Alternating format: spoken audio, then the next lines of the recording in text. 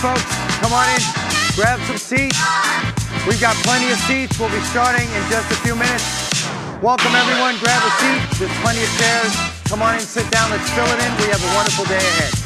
We'll be starting in just a few minutes. Let's see some big smiles. You're at Levi Stadium. Let's see some smiles on your faces. We're gonna send some of you out on the field here in a minute, so. Come on in, folks, join us, grab a seat. We got some open chairs. Guys are all here. Come on up.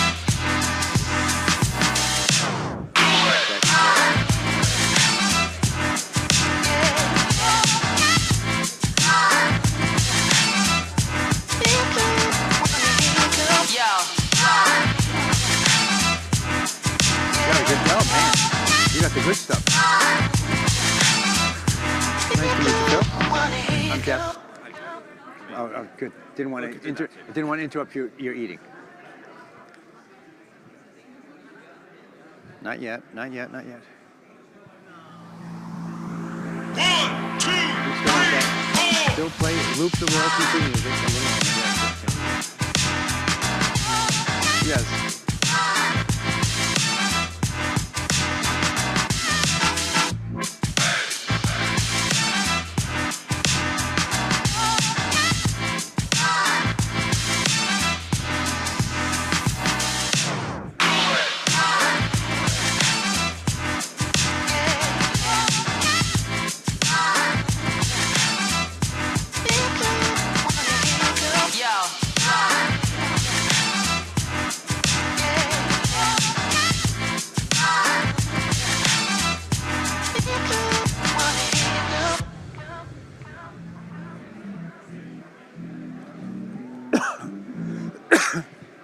Now you tell me when, and I'll have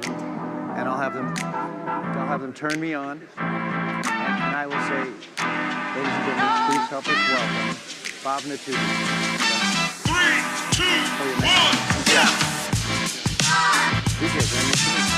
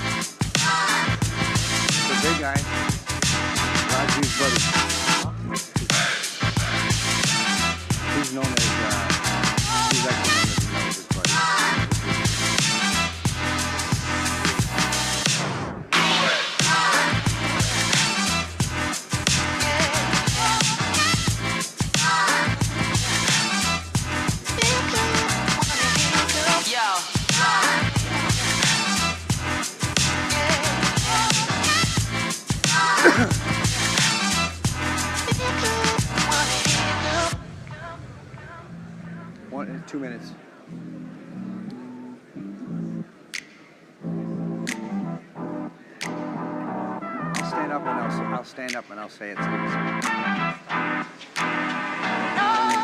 time. 3, 2, 1, yeah! We're the atomic clock. 1 minute. You can start your watches on us. Smiles, everyone.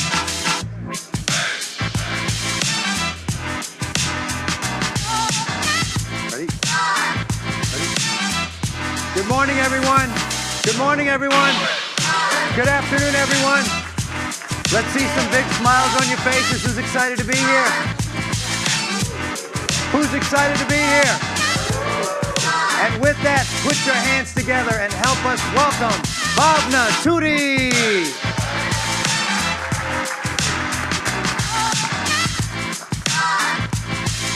There's a saying on the wall there by 49ers coach Bill Walsh, and it says, champions behave like champions before they are champions.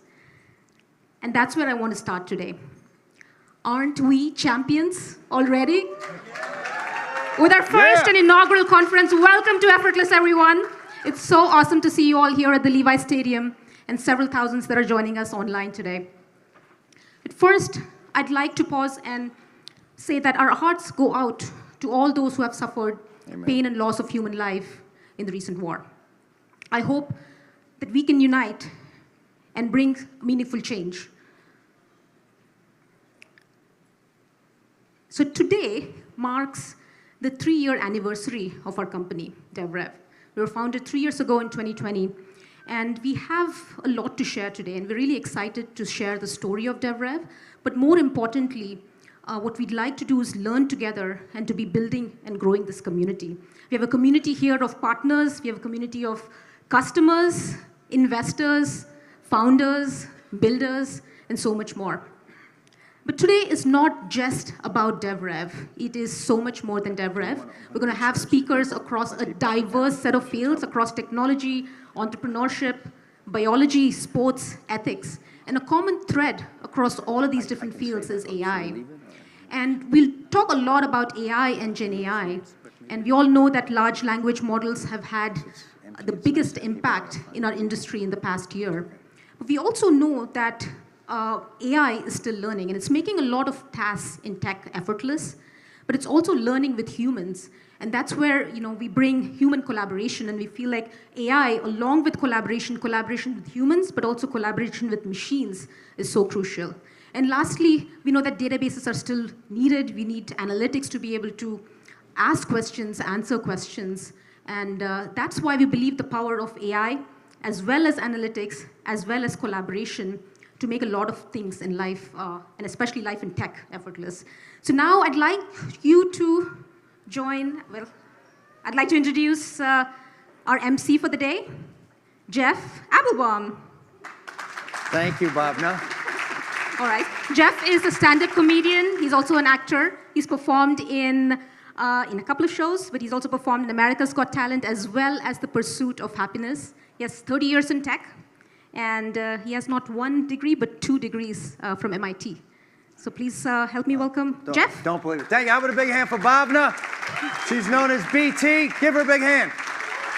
She has run tech, she has run operations, and now she makes marketing look effortless. Big hand for Bhavna. And how about that jacket, folks?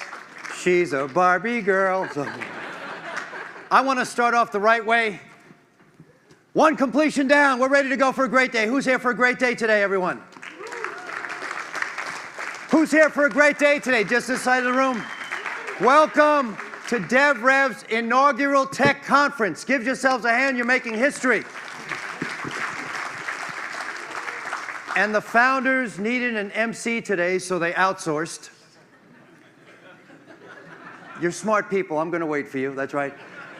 Today, I'm getting paid in Bitcoin and 1 CRM API tokens, people, okay? Just, I'm actually not even a comedian. I'm actually here today to talk to you about reverse mortgages at Camp Lejeune. So, and I am not even here. I'm actually an AI process being beamed in from Milpitas, just so you know. But we are here. Who's excited we could be here once again in person, face to face, looking at each other, talking, and making it happen? What a great day. Isn't that exciting? Because there's some places that are still checking. I did an event in San Francisco last weekend, and they stopped me at the door, and they said, hey, which one did you get to protect against the virus? And I'm like, McAfee. I'm going to wait for you. Like I said, you're smart people, because Norton 360 is way too expensive. It is really great to be here today because 3 years ago, what were we doing? We were sitting at home watching Tiger King, and then reruns of Tiger King, and then Stranger Things. And when we wanted exercise, we were going out to Costco to beat each other up over toilet paper. Remember that? I still can't pass a 12-pack of Cottonelle without buying it, is what I'm trying to say. But it's such a wonderful event, and a few months back, I did an event at Meta, and it was a incubator startup, a company from India. There was a lot of entrepreneurs from India. And I remember before you go to Meta, I had to go online and fill out 14 NDAs. Then when I got to Meta, they had me sign another one. And I said, I fill out 15 NDAs. I post one photo you don't like, I'm banned for 6 months. This is not fair. Then they gave me a badge that said NDA. And I finally realized, I looked around and I realized NDA stood for non-DAISY attendee. So, ladies and gentlemen, today I am your NDA. We're going to have fun. And just a little housekeeping. You saw me throw that football to Steve. I've got gifts we're going to be giving away all day long. We got some really phenomenal prizes. You all should have a raffle ticket you got when you came in. Make sure you pay attention. You never know when a gift is coming your way. We've got great food. We've got great booths over there. And you're in for some phenomenal talks today. And to kick off this day, it is such a joy and an honor. I've had the privilege of working with this person over the past 10 years. He is the ex-CEO and founder of Nutanix. He's a board member of Adobe. Today, we're going to ask him to make an argument as to why, let's say, a case that DevRev is the United Club. He is the co-founder and CEO of DevRev. Put your hands together and help me welcome Dheeraj Pandey.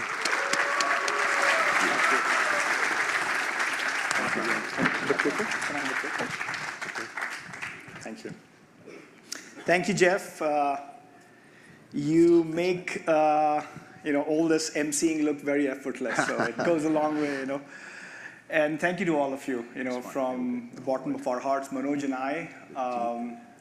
We are humbled and honored to actually have the family come together. In fact, I said if you're going to do another entrepreneurial journey, it's got to be with family. And a lot of you actually have known for 10, 15, 20 years, including working with many folks for the last 10, 15, 20 years, who are actually part of, I can say hi to Sunil Potti, who's sitting right up there, and he's the master of storytelling. So, thank you, Sunil, for being here. I was going to say, this is all family. My wife and our son are going to be here anytime now in the next 10 minutes. And I thought there's no better way for them to also know what makes me put all this effort and what does it mean to really do this for our customers. So what I want to talk about today is life, and this is our life right now. It's complex. We are in this pursuit of more software, more tools, more teams, more meetings, more emails, more Slack channels. Everything is more, and it's definitely a big struggle, especially in the last 3 years. We all come to realize how hard it is to actually work on Zoom. And yet, when we were looking back and said, what is it that the world really needs now? Is it more or is it less? And thinking about companies like that come once in every so often. You look at a company like AWS and Amazon. They said, look, you have a lot of more. You build data centers. You stitch a lot of things on your own. What if we left shifted all this? So this idea of left shifting was very important to us. If it means that we can actually take the most essential thing and make it simple for everybody around us. These are iconic companies. This happened with AWS. It happened with Apple. The idea of iOS was really taking a lot of complexity and saying, let's make it essential. Let's bring it all together. Let's integrate. Let's left shift. So what you'll hear from us today is about left shifting, a lot of integration. And that's why I feel like DevRev is the United Club. In my last company, many of us were here, ex-Newtons who are now part of DevRev. We went and united machines. We unified machines, and we made things simple. But we feel like there's a way we can actually go and unite departments and unite software and tools and workflows, which is one of the ways to really make things simple as opposed to seeing what you see out there. But before I start, I just want to tell a story of a startup. We start with the founder, there's an idea, there's some initial code, and it's a very pristine state to be in for a founder. Things are very simple, and it's elegantly simple. And then this company starts to grow, and growth creates complexity, and complexity is the silent killer of growth. So let's hear that story about this founder. So they're in unison, the idea, the code, the founder. Very quickly, they start looking at This is not Scott. initial beta users, early users, will give them feedback. And there's real-time feedback. In fact, the last 5-7 years, collaboration has become that much more accessible using Slack and other things that people said, let's use Slack because I'm not just communicating, I'm collaborating with my end users. That happens. You start to hire some initial developer and designer. Still, there's a lot of real-time collaboration. We create these external channels, Slack Connect. We are doing real-time work with our customers. The essence of a product starts to emerge. Went from an idea to a concept to some initial write-ups to now there's a product. And maybe we hire an engineering manager, and therefore there's a need for managing work. And I'm going to call that engineering cloud. So the first cloud has emerged, which is the engineering cloud. And of course, we hire a couple of product managers. The founder wants to scale, and they're like, let's hire 1 or 2 product managers. And they are now beginning a little bit of this product cloud thinking. For the first time, they're actually hanging out separately, differently from the developers. The developers used to hang out right here. The product people are hanging out someplace else. They're planning someplace else. Some initial issues start to emerge. They're like, hey, let's get some fairly non-technical people who will at least start to field these questions coming from our customers. We call them L1 and L2 support agents. We start to buy some tools. Like you see there, Zendesk. A new cloud starts to emerge. We call it a support cloud. And over time, I think bigger issues start to happen. Now the developers start to get in. And this needs to include on-calls and escalations and things like that, and you start calling it L3 and L4.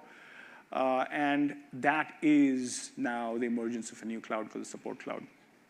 Now this starts to really get interesting, because in the last couple of years, and now in the next 3 to 5 years, many of these L1, L2 calls will get fielded by a chatbot, which is actually running where the user is hanging out and spending most of their time. And of course, there's more data coming from these users. There's click streams, there's session recordings, there's crash dumps, and things are now getting beefier, bigger, for this company that started out with 3 to 5 people. So now you have a user cloud, and tons of data. Everybody wants to understand what's going on with them, why do we have churn, and so on. And very quickly, we actually have a marketing cloud, a sales cloud, and now you have people hanging out in their own little tribes. Everybody wants to work. Salespeople working, marketing people working, engineering working, support folks working, product people working, users working. Everybody is interested in work. And if you look at this growth cloud, at some level, it is exactly where the rest of the company is. There's a visitor on a website, they become a lead. The lead becomes a sales contact. Contact becomes a trial user, a paid user. A new cloud emerges, customer success cloud. And all of a sudden, you want to really get them engaged, make them an advocate. And sometimes you see them churn. You see how fragmented this whole world is? For the same identity, for the same user, there's so much that's going on. People are trying to track all this. And those folks are struggling for product analytics because they want to understand what's really happening with the product. So what do you see now is the initial idea, the pristine idea of a founder with code and being in unison and being happy about what they'd actually come to form is now all these clouds. And all of a sudden, there's also production cloud. There's incidents, and incidents supposed to be handled by support folks and developers. So in many ways, I go back, sorry. This is what we have created. It's a monstrosity. There's so many things here, so many tools, so many nouns, so many verbs, so many meetings, so many emails and Slack channels. But what's missing from here is the product and the customer, the two things that really mattered the product and the customer. Most people here, especially in the front office, they're very much unaware of what the product is. And most people in the back office are unaware of who the customer is. And the whole essence of what a company stands for between the product and the customer is lost. So this is an opportunity that we thought we really need to look at holistically and say, and you'll see this Y-shaped thing being pervasive in all our presentations and our storytelling, because we believe we should start with why. Is really a knowledge graph. At some level, there's a big opportunity for us to really say, look, if we can really center everything around the product and the customer, we can really stitch it back together again.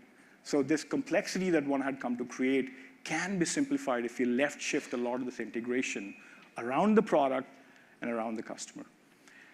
And to speak a little bit more about that, I want to talk about incumbencies, because one could say, well, so are you saying that you're going to get rid of all these tools and just use the DevRev?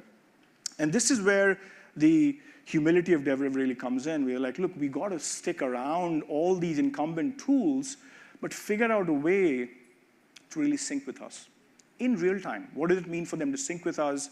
Let's at least start to understand if we can start engaging and become more intelligent for them, while the record could actually exist in the Jira, could exist in GitHub and in Slack and Zendesk and Salesforce and HubSpot and so on. So to speak more about this, like what does it mean for us to really connect this knowledge graph together and bring it all together from existing systems? I want to invite my colleague Aditi Mishra on stage. Aditi.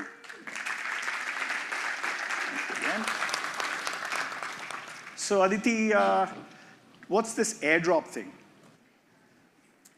Give me 1 second to get situated. Can you all hear me okay? Thumbs up? Maybe a little louder? Yes, I can be a little bit louder.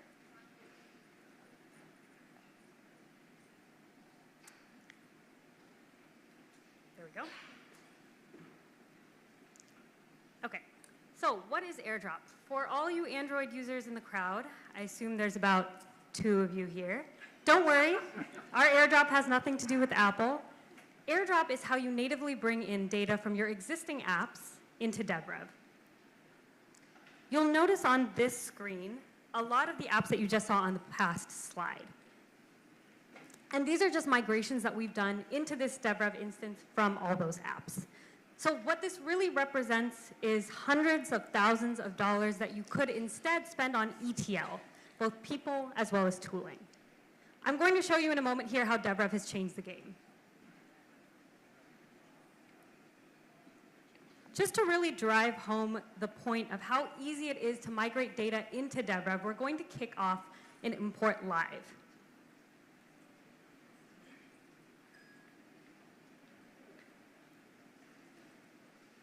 So our import today is from Too Much Effort Jira.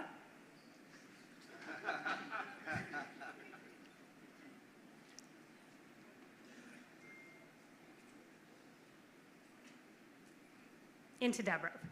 And while that's running, while we're bringing in your product and engineering data from Jira, I'll show you an import that we did just yesterday from Salesforce Service Cloud. So that's your sales as well as your customer support data.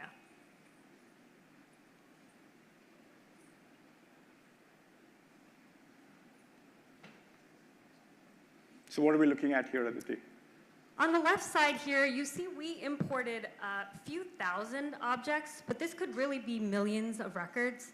So if you think about the muck that has accumulated in your CRMs and your systems of record over years, if not decades, the stale data, the thousands of tags, the custom attributes and objects, all that junk that lives in your systems, that slows down your business, that slows down your teams, we take that and we detox it and we create a knowledge graph in DevRev.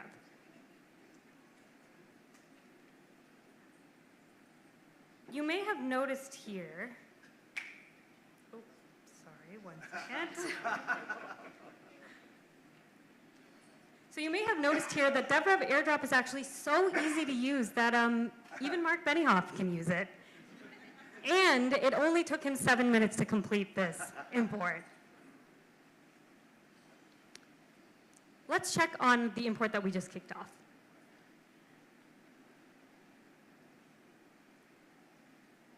So in the few minutes that I spent talking to you, maybe even 1 minute, we imported about 15,000 objects from Jira.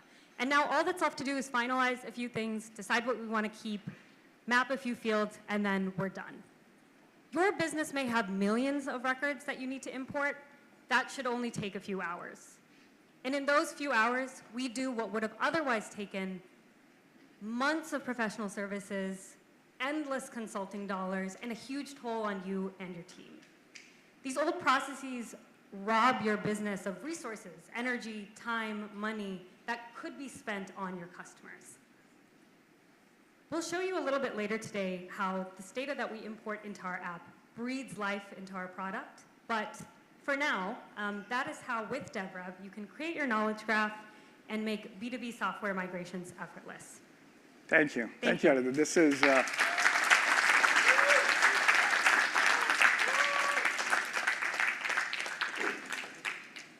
Thank you, Aditya, for doing this. And definitely for us as a company, the knowledge graph is a start. The core of everything that we do going forward with AI and analytics will come down to data engineering.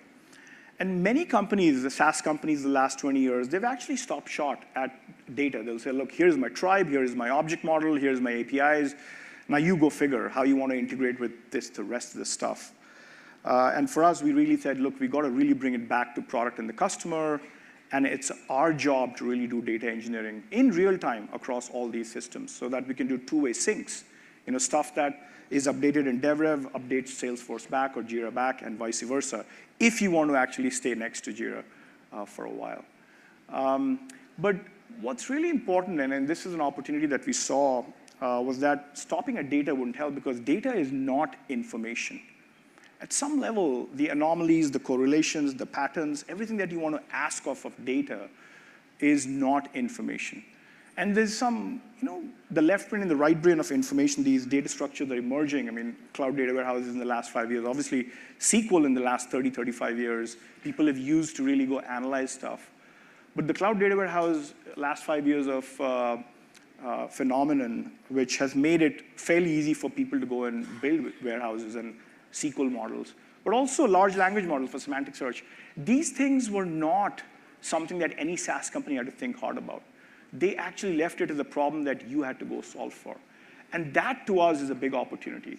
The fact that we can take all this data that we've actually come to gather and bring it all back into these two data structures. The left brain of analytics, because why should you go and spend millions of dollars around support data, product data, engineering data, sales data, chat data, if we can left shift that for you?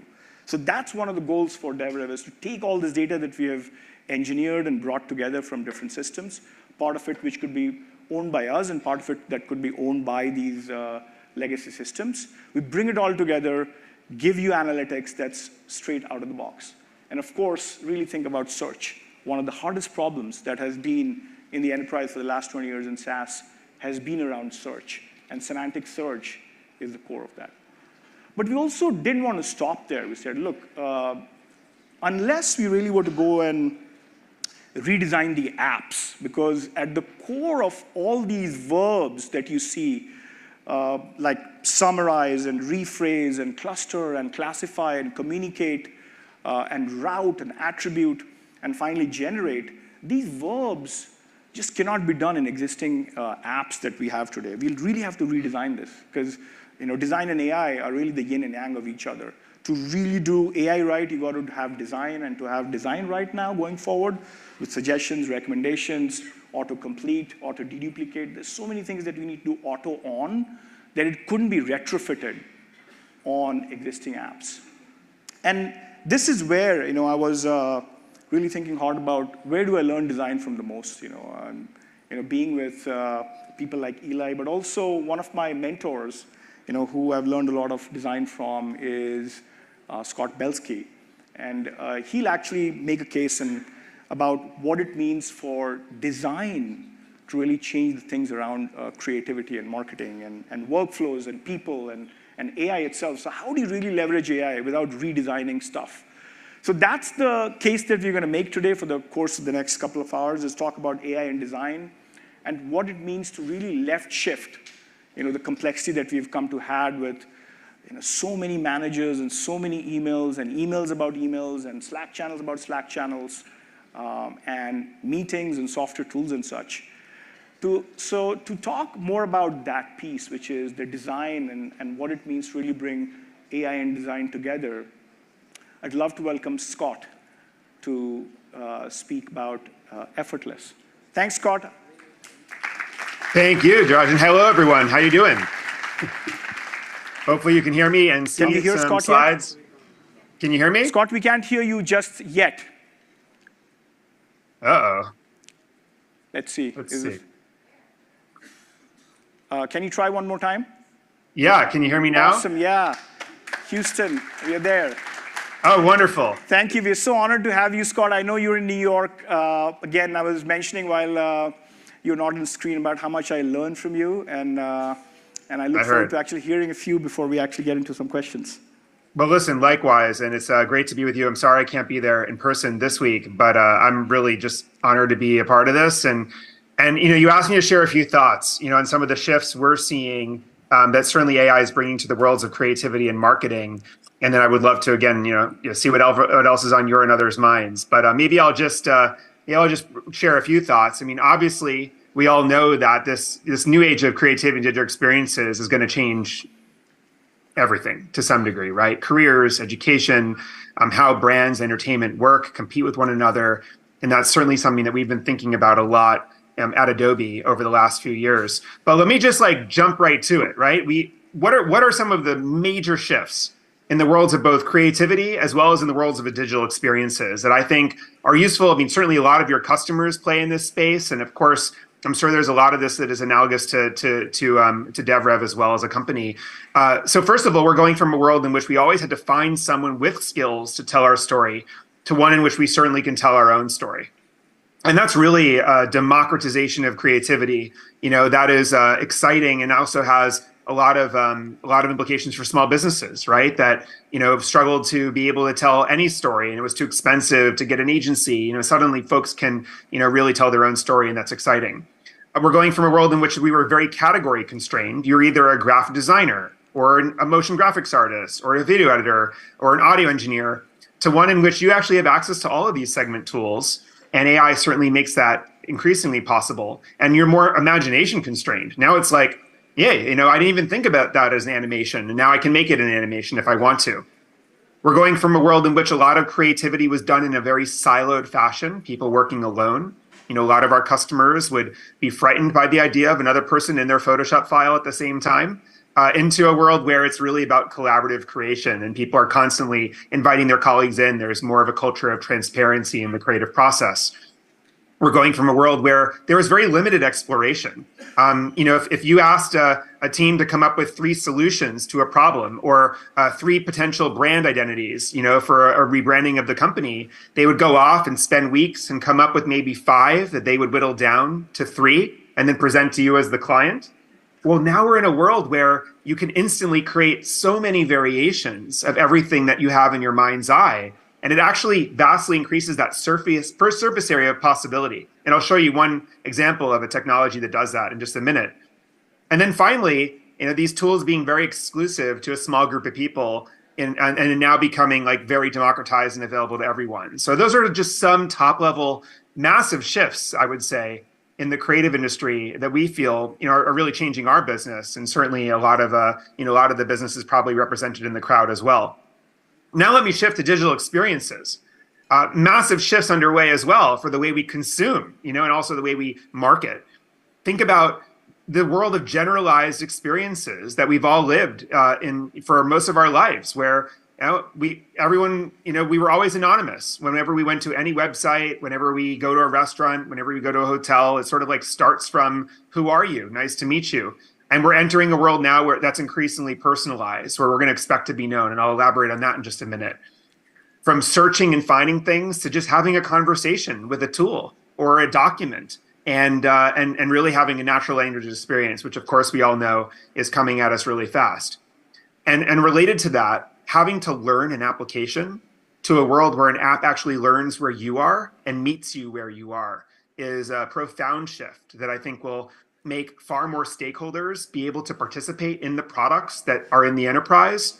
We'll turn every functional technology into kind of a multiplayer technology that other functions will participate in.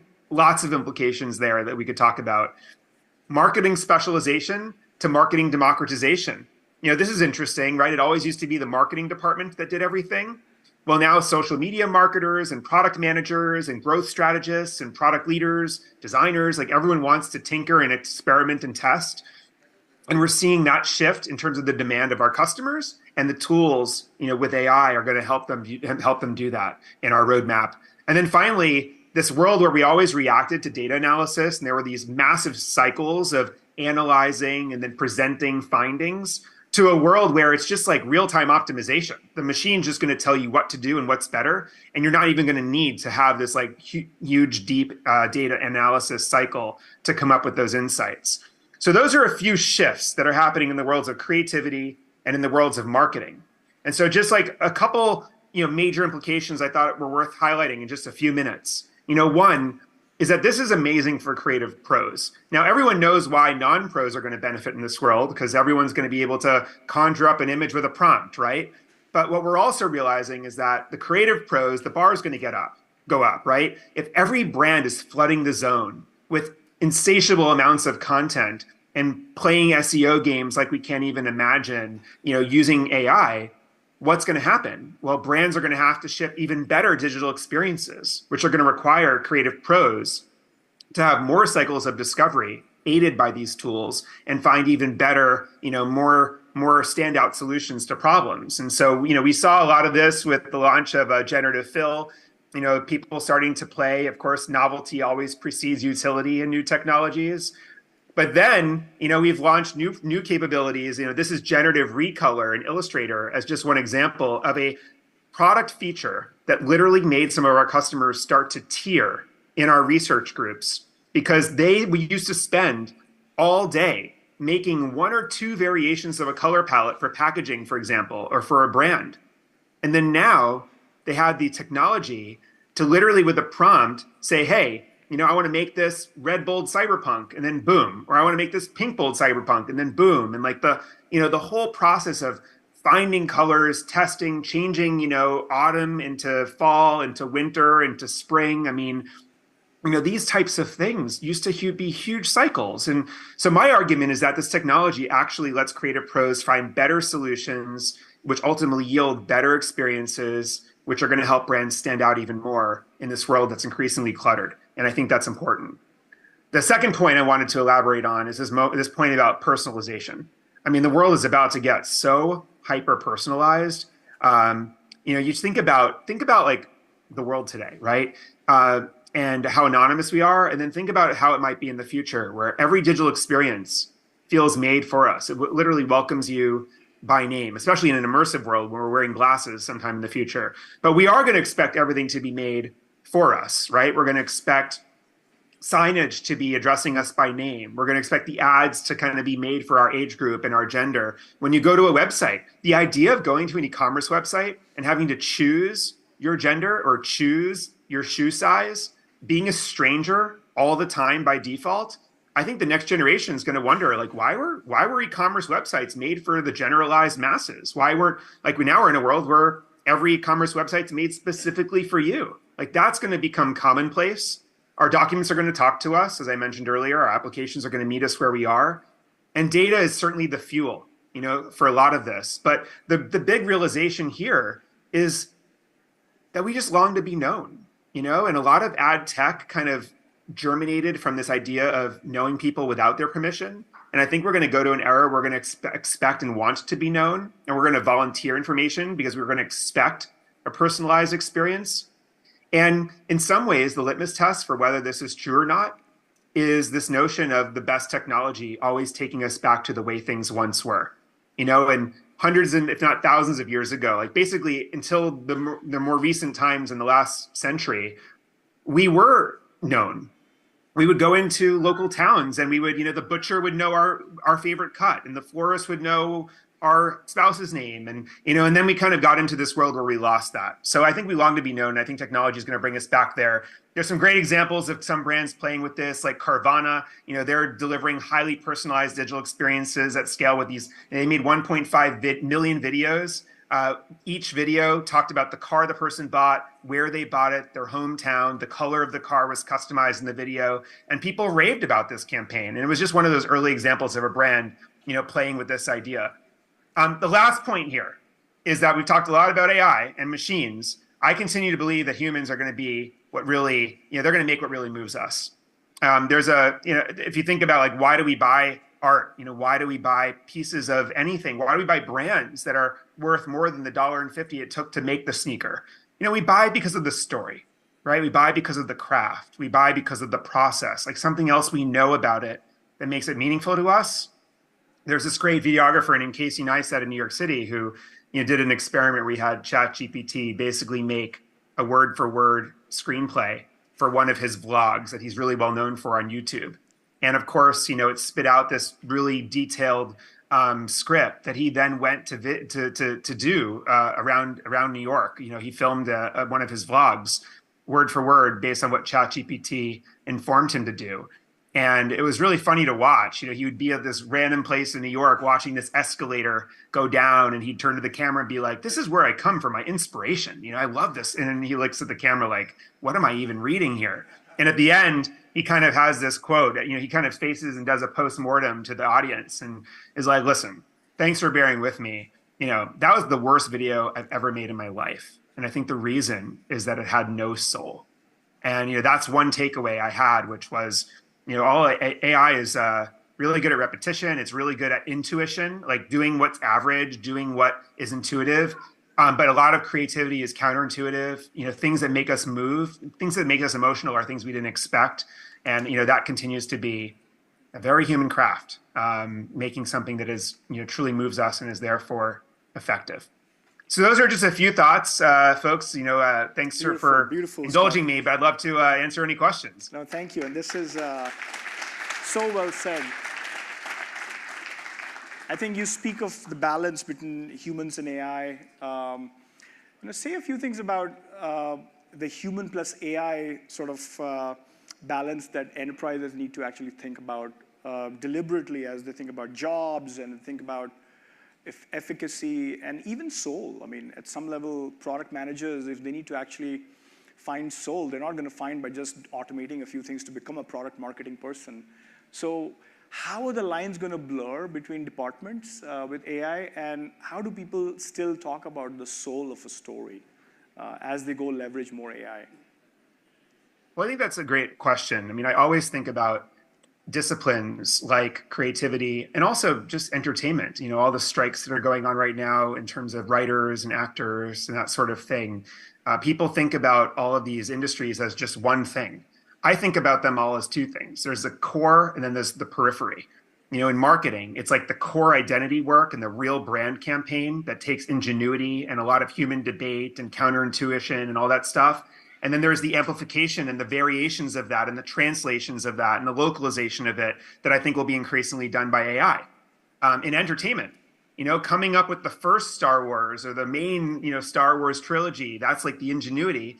But you could argue that a lot of the repetitive animated sequels and all these things that kind of are in the periphery, maybe some of that will be done through the long tail of creators using AI and that sort of thing.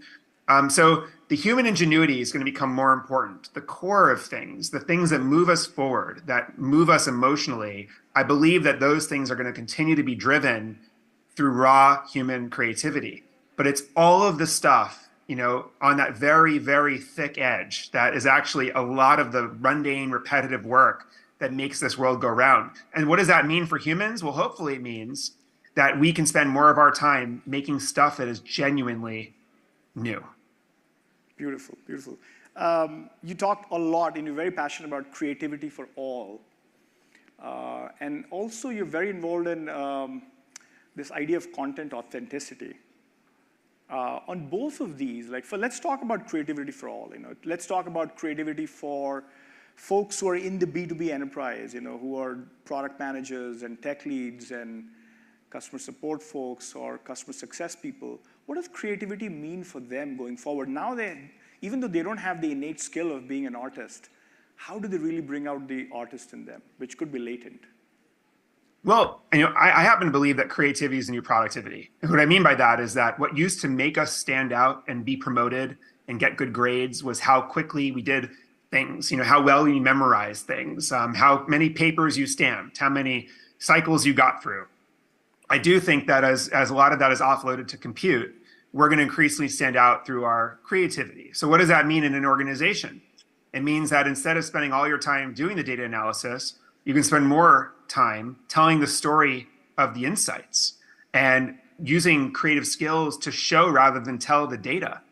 Tell a narrative, tell a story, maybe even make an animated story that helps people understand something and get aligned more quickly about a change that needs to be made in a company. Like those are the types of things that I think are going to make people stand out in the future. And I think we need to deploy creativity tools, shocker, I have a bias here, the way we once deployed productivity tools in an organization through companies like Microsoft. So it's a really exciting idea, like empowering everyone to tell stories in real time, marketers to make iterations of things as opposed to wait on long cycles from their design team. There's a lot of possibility there. Now, you also mentioned another question around authenticity.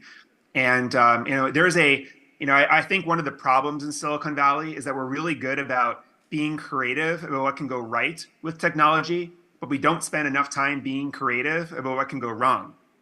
And one of the things our team has done in parallel with all the innovation we've done on the AI side is we've been trying to innovate ways to help people know what they can trust and to carry the provenance of an asset so people know how was it edited?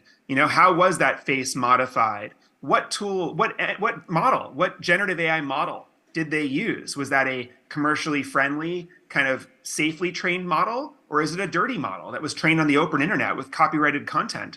These are types of things that I think people are going to want to show in the assets that they share. And so we started 4 or 5 years ago with something called the Content Authenticity Initiative. And today, almost 2,000 members, adding content credentials to assets. Leica just announced a camera that will by default add content credentials to every photo that's shot with that camera. So, I think as every company that's playing in AI, let's be focused on innovation on parallel tracks, like the possibilities of the technology and the risks. Thank you. No, this is so well said, by the way. My takeaway from all of this, Scott, I know we can go on forever talking about this, so much passion that we have for both design and AI, is that soul plus productivity is equivalent to humans plus AI. So with that, I want to really thank Scott Belsky for being here, folks. Always so much to learn from him. I take away the word soul because that's the thing that we all need to bring in our day-to-day lives and business as well. Really appreciate you, Scott, being here. Thank you. Thanks for having me. I want to bring 2 of my mentors, and advisors for the last several years. I mean, I know Vinod for the last 23 years, and he probably didn't know me 23 years ago when I was just a developer in one of the companies that he had come to invest in. This is even before the bubble had burst. So that's how long I know Vinod for. And then he invested at Nutanix in 2011, almost 12 years ago. That's how long I've known him deeply. And of course, Eli Greenfield, he is the Senior Vice President of AI at Adobe, and he has a very large team of AI researchers, developers, who are really trying to bring this idea of soul and productivity and creativity into one. Adobe will do a lot of work around generative AI, but every time I actually talk to Eli, I learn so much about the engineering behind it, the performance, the scalability, the models, and so much more. So without further ado, Eli Greenfield and Vinod Khosla on the stage. Thank you.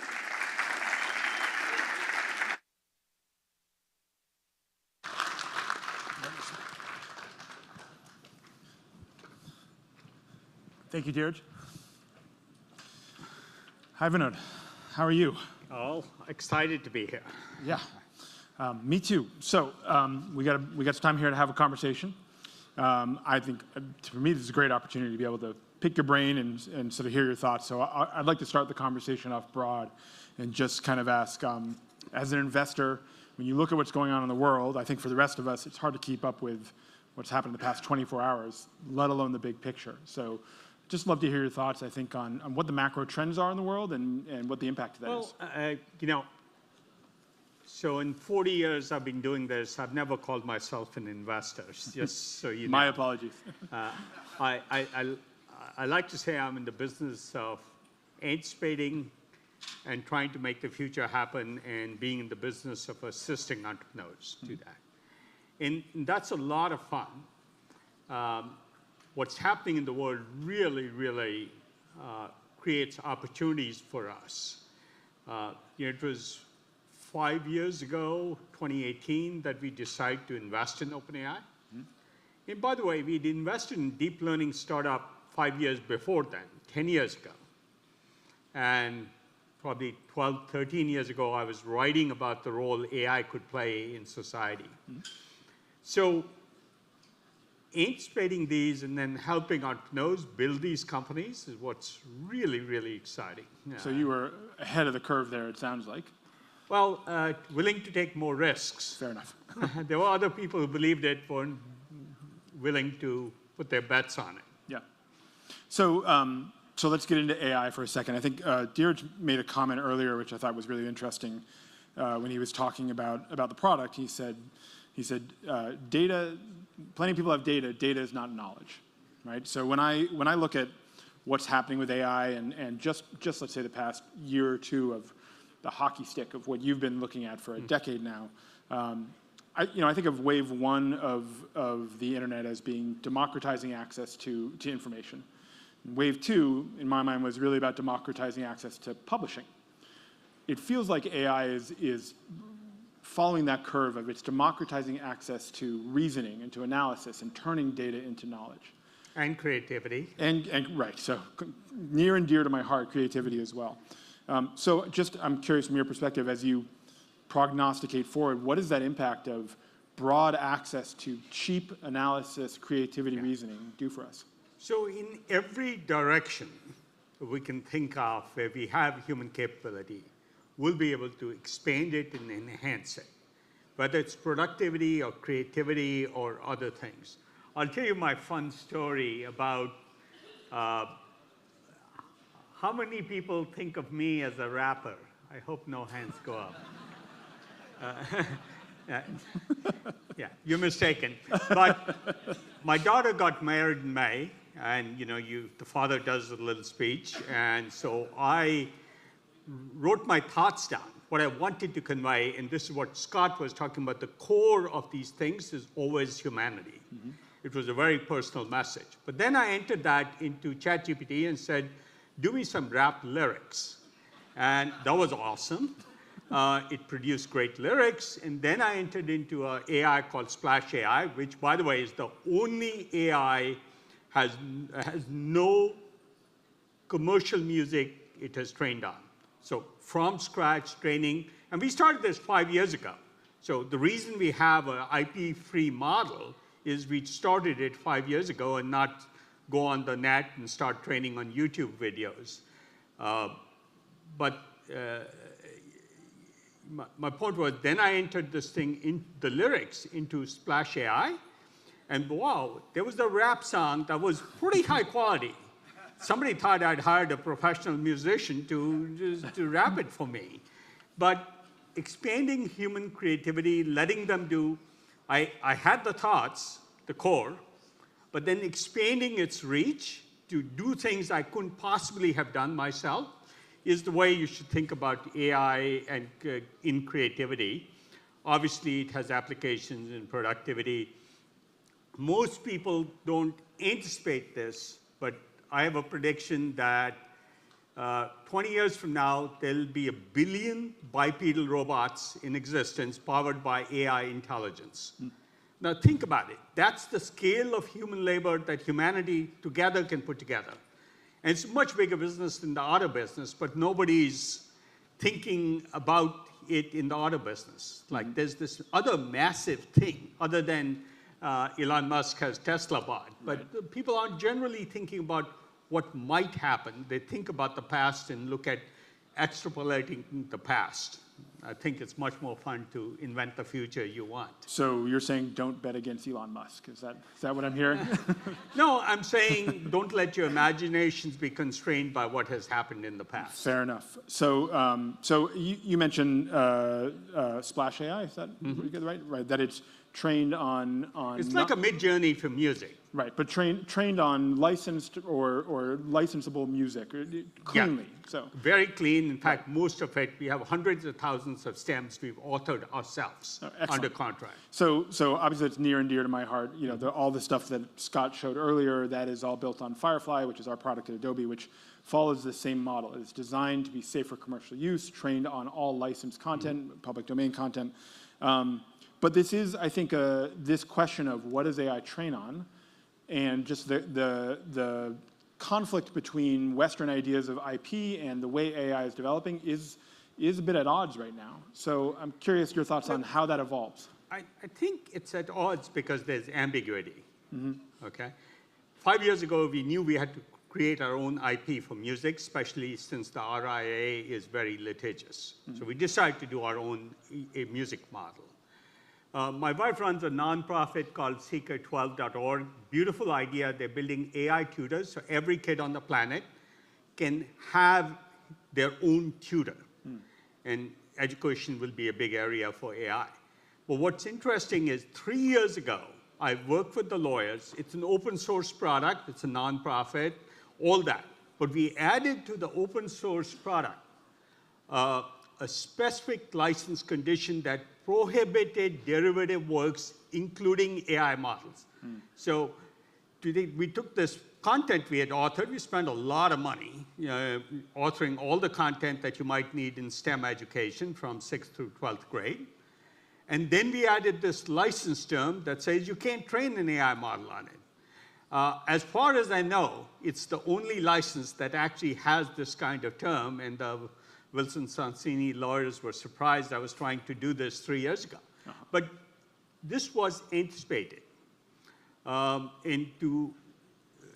without going and taking time into the details, I think last Friday, I submitted to the Copyright Office because they have a comment period open for how copyright law should change. Right. So I have a piece on copyright law and my view of how we should treat copyrights. I think we should treat it the same way we treat other copyright. We treat your production of something and my production of something as to its similarity to determine if it was copied. And I think the same should apply to AI. For the output of AI, you're saying? From the output of AI, not the input models. Because there isn't a musician or an artist who didn't train on other people's music and art. Right. You can't say, there was a recent piece in The Economist on this artist, Gaston. He said, I just learned so much from all these other pieces of art. Everybody does that, every human. And an AI should be able to do that. But the output should be judged on its similarity or not to something. So this contract that these license terms you wrote, which said this cannot be used for AI, that's a good example of derivative works, including AI models. Right. So it's a good example of your understanding and the way we write these terms catching up with the new world we're in. I heard you mention in a recent talk, among other macro trends, is the competition with China, especially around the world of AI. China has different views on IP. Do you feel like us putting those terms in place puts us at a disadvantage with respect to China? And then if we do that, which I'm a big believer in, how do we navigate the difference between protecting human work and competing in that race? You have to ask, what's the purpose of copyright law? What's the purpose of patent law? Is to increase investment in these areas so more products are produced, and hence society benefits. The laws weren't put in place so you would benefit or I would benefit. There would be more work for creativity, more time and investment in these things because they were productive to its producer, and they could then afford to spend their time on it, and society would benefit. I think that's a very, very good guideline for what how AI should be treated. Now, the issue of China is a whole different thing. They don't follow the law. I think we are in a very clearly a techno-economic war with China that we have to win. And I don't want to trust my future to Xi or to Putin or any of the bad nation states. So I've been very, very clear. I think we should even stop things like open sourcing, because who would think of, say, we should open source the Manhattan Project? It makes no sense when we are in a war, if you acknowledge the war, which I do, and most people do, to do that. It's like university academics naively calling for more transparency. I had a tweet on the Stanford Transparency Initiative just this morning. Like, but the idea that we can always have transparency and let the Chinese steal everything we do is just a bad social idea. And we are in a war, and it will matter. And there's no question. We have an election coming up. I've talked to so many officials in the White House. There will be tens of millions, if not hundreds of millions of bots engineered by nation states to affect the election next year. Now, that's a massive danger, not academic things. Right. Do you see any investments you should be making now to be able to protect against that or defend against that? I do think the federal government should invest a lot more in safety research and detection of AI. People always, again, this is sort of so naive, people talk about international treaties. Well, if somebody used a nuclear bomb, it's verifiable. They used it, you can feel it. If they engineered a biowarfare gene, the organism, you know it when it's used. There is no verifiability of international treaties in AI. And that's why international treaties will not be possible. It's like saying, I'll trust Putin to abide by the law. So I'd be remiss if I didn't take this opportunity to talk about some of the work that Scott just spoke about that we're doing with our content authenticity initiative, which is two-pronged approach. Number one, we can invest deeper into detection of use in AI. But the other piece, which is, I think, a little bit more technically achievable in the short term, is to create a verifiable chain of evidence to show when AI was not used, and then train and create the expectation among the public that that chain of evidence be there in situations where it matters, right? So that's just a plug for that, the investment. No, I think that's a great thing.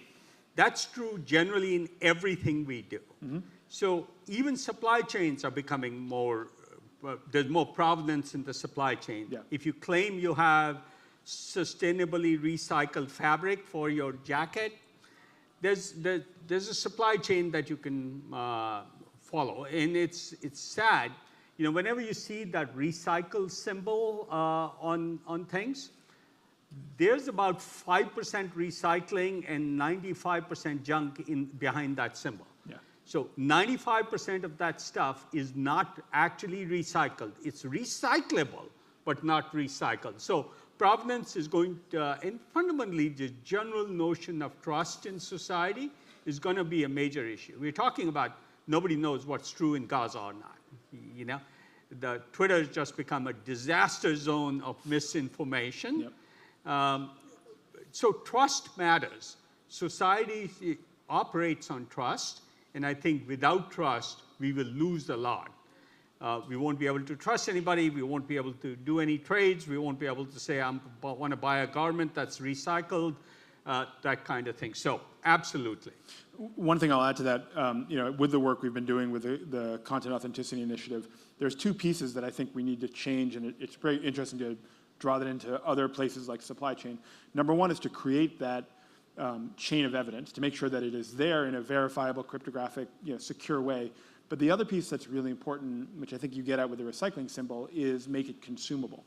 So that the average consumer, and I put myself in this bucket, can look at something and see that symbol and instantly understand what it means and trust that symbol to be backed by verifiable data. Yeah, so I think there you're touching on something that I think broadly will be applicable and fits in directly with the DevRev thing. I like to say, so I make predictions. I have 10 of my current favorite predictions. Billion bipedal robots is just one of them. I do think we will have 1 billion programmers within 10 years. 1 billion programmers on this planet, because you will be programming in natural language. Right? And DevRev is all about this. Yeah. Right? Effortless is a perfect connection to the core brand values, so to speak. So any of these kinds of questions, there's some downsides to it, but every human being here will have 10 or 20 agents running around the net doing things for them. Verifying that if this recycled garment is actually recycled would be one of them. Mm-hmm. You and I wouldn't have the time to go trace down the supply chain for that. I can go to the ASG website and get smattering of it. But an agent will be able to do that.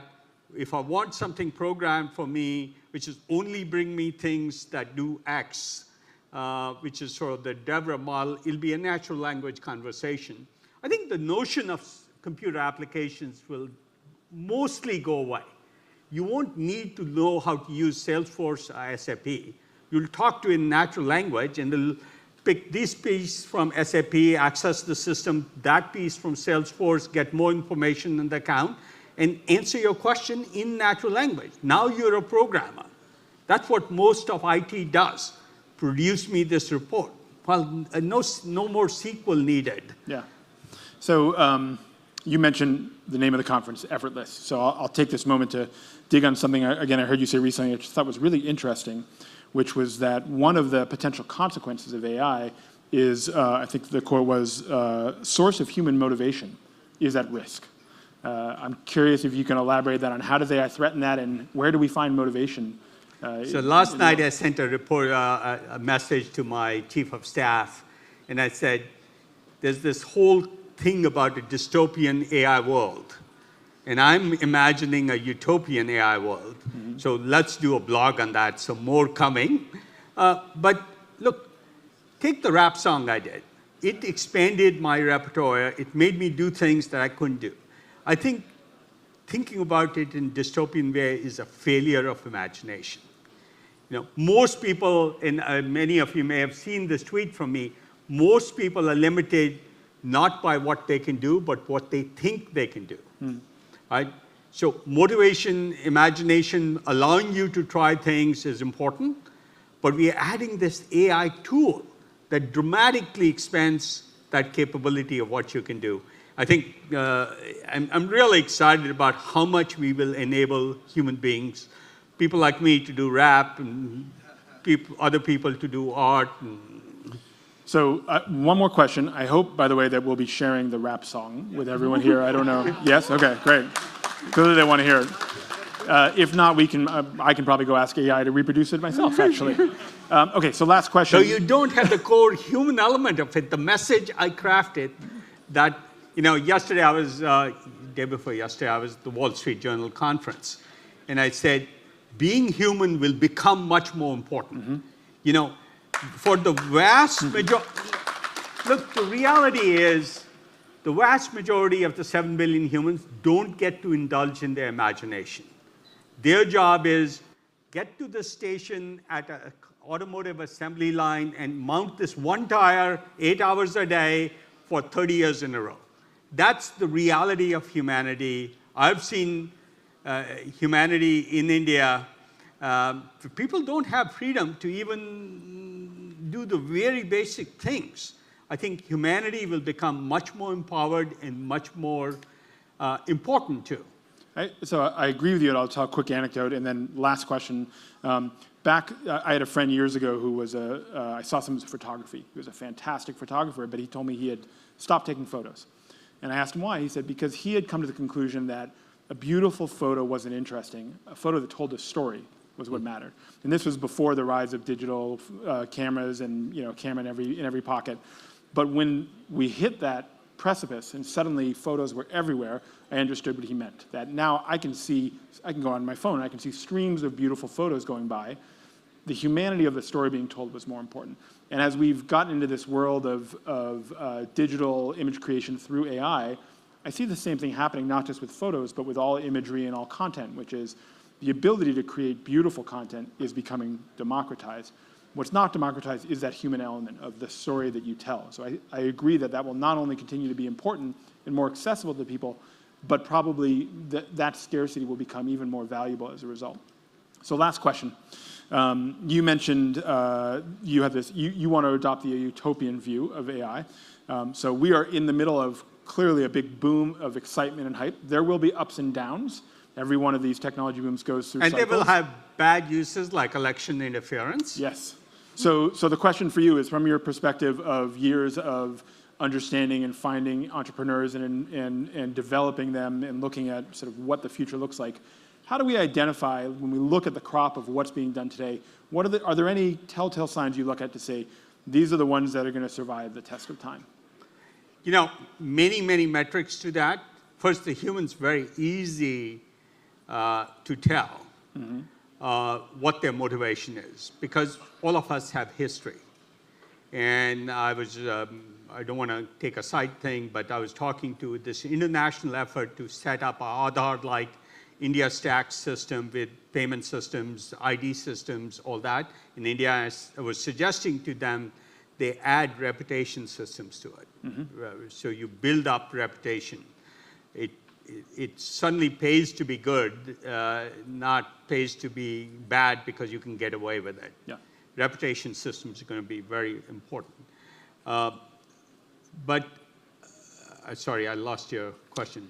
What are those telltale markers of how we identify? So I do think reputation systems are really important. We look at it very carefully at entrepreneurs when we invest. But I'm very clear, we're probably the only ventures fund that says to our LPs, if we can have more impact and lower returns, we will do that every single time. That's in my slide deck to my LPs. I'm very clear. It's much more fun to work on those, and frankly, makes me a bigger hero with my kids, and that's all I mostly care about. That is, so I sense a theme here. I actually use this metric of would my kids approve an investment if it was successful almost every day, because they actually kick me in the shins every time I make something that they're not happy with. How old are your kids? In their 30s. And they still kick you in the shins? Yeah.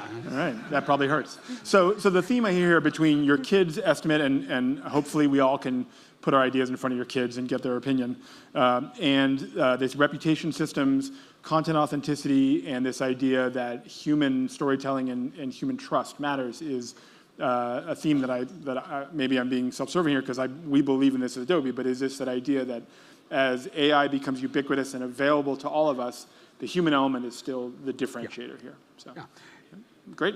Thank you. It's a great way to wrap up. Thank you very much. How about a big hand? How about a big hand for Eli and Vinod? How about a big hand? Was that? Yeah. I found that to be great, practical life information, and truly they are making this the United Club. Are you right? So I have a football. Who likes to play football? Back there. Give him a hand. He caught it. We have two. Catch up in different contexts. I would love to. That was now, wonderful. one thing I had an announcement. One thing I wanted to share. I'm actually working on a new application for my synagogue. It's called ChatGPT, and instead of AI, we're using OI. Stay with me. It's going to get harder, people. And of course, my friend from Canada uses AI. Okay, we'll. But I love the whole concept. And you know, I've been married now almost 29 years. Thank you. Thank you. Happiest 6 years of my life. And I'll wait for you. Totally kidding. But I thought, like many of you that are in a relationship, I said, how can I take my marriage to the next level? And clearly I said, CRM. That's exactly what it is. And which is couples relationship management, of course. Stay with me. You are listening. But we are at a wonderful spot. We have another wonderful section, and after that, we'll take a break. So stay with us. You all doing well? How's everybody doing? You enjoying today? Straight talk, great talk, truly creating the United Club. And now we're moving, because Halloween is next week, we're going to now move to the M&M portion of our show with Michael and Manoj. And to kick us off, help me welcome the former Senior Vice President of Engineering at Nutanix, and now currently he is the co-founder and president of DevRev. Please help us welcome Manoj Agarwal. Knock it out. Thank you, Jeff. Really appreciate You're funny, man. CRM, what did you say? The couple relationship management? I also need one. Thank you, everyone. It means a lot. I mean, for all of you to come here and spend time with us. And many of you, I know that we extended the invitation. We couldn't really get you here because of the seat limitations, something that suddenly we are going to work on the next year. I'm just going to talk about the product. In fact, even the idea of DevRev, and we are going to do lots of demos in here. He spoke about the Halloween. I can tell you one thing. Everything that we're going to talk about here is real, nothing creepy. It's in the product. It's in production. You can go and try it out for yourself. And that's what we are going to go and do it here. The idea of DevRev, like if you close your eyes and you start to think about the company itself, what does company mean? And very soon in this mess or web that when you start to look at it, there are two things that emerge. It's the concept of like the product and its customer. Those are the only two things matters for the company. I mean, in the absence of either, you don't really have a company. And then you have people inside the company. What do? They work. They work for what? They work for product and they work for customers. That's what they do. Such a simple idea. And when I think about the work itself, and if I start to apply the first principle thinking, what you see there is work starts and work ends. It is that simple. Work starts and work ends. And then you have number of stages maybe that you have to do during the work from start to finish. So for example, I'm in the software development. I'm doing the work. I'm going from open state. I'm just talking about Jira Atlassian. I'm sure that many of you know how the work is done there. It's in the open state, going to the in development, to in QA, to in deployment, to resolved, and finally you go and close it. Maybe some workflows that are running at every stages. If I'm doing customer support, I'm just calling this work something else. I'm going to go and put it in a different systems, but it's work. I'm just calling it customer support tickets. It's just work. It also opens. It goes to, let's say, when the tickets is filed, somebody in the support engineering department picks it up, and they're working on it. If the product requires product escalations, go to the product escalation, comes back, eventually you mark it resolved, and you are waiting for the customer to say yes or no, and then you go and close it. It still work. If I'm doing in the sales, and just turns out, the sales also, they do work. Only thing is that we call them different thing. We call them opportunity. Now opportunity is also, it opens, gets into the pipeline, go to the upside, you go to the strong upside, you get to the commit, and finally you mark it closed. Closed as won, hopefully, sometime also lost. That's the simple idea of the work. Now, it's just such a simple idea. If you start to connect it to the product and customers always, then you have a beautiful system that emerge out of it, which is, I can go product down, I can look at all the work that I'm doing in the organization. Doesn't matter which department that I come from. I can come to the customer side, I can look at all the work that I'm doing for the customer. Not just that, I can also link between the product and customers, which is just, I know this part of the product, how much capital or how much revenue or which all customers that are coming and using this product. I can come to the customers and can see all of the product, what they are using, what are they consuming, what API they are consuming, how many users are there, and so on. Such a beautiful concept. Product, customers, work, they come together. Now there is lots of data that we are talking about in this.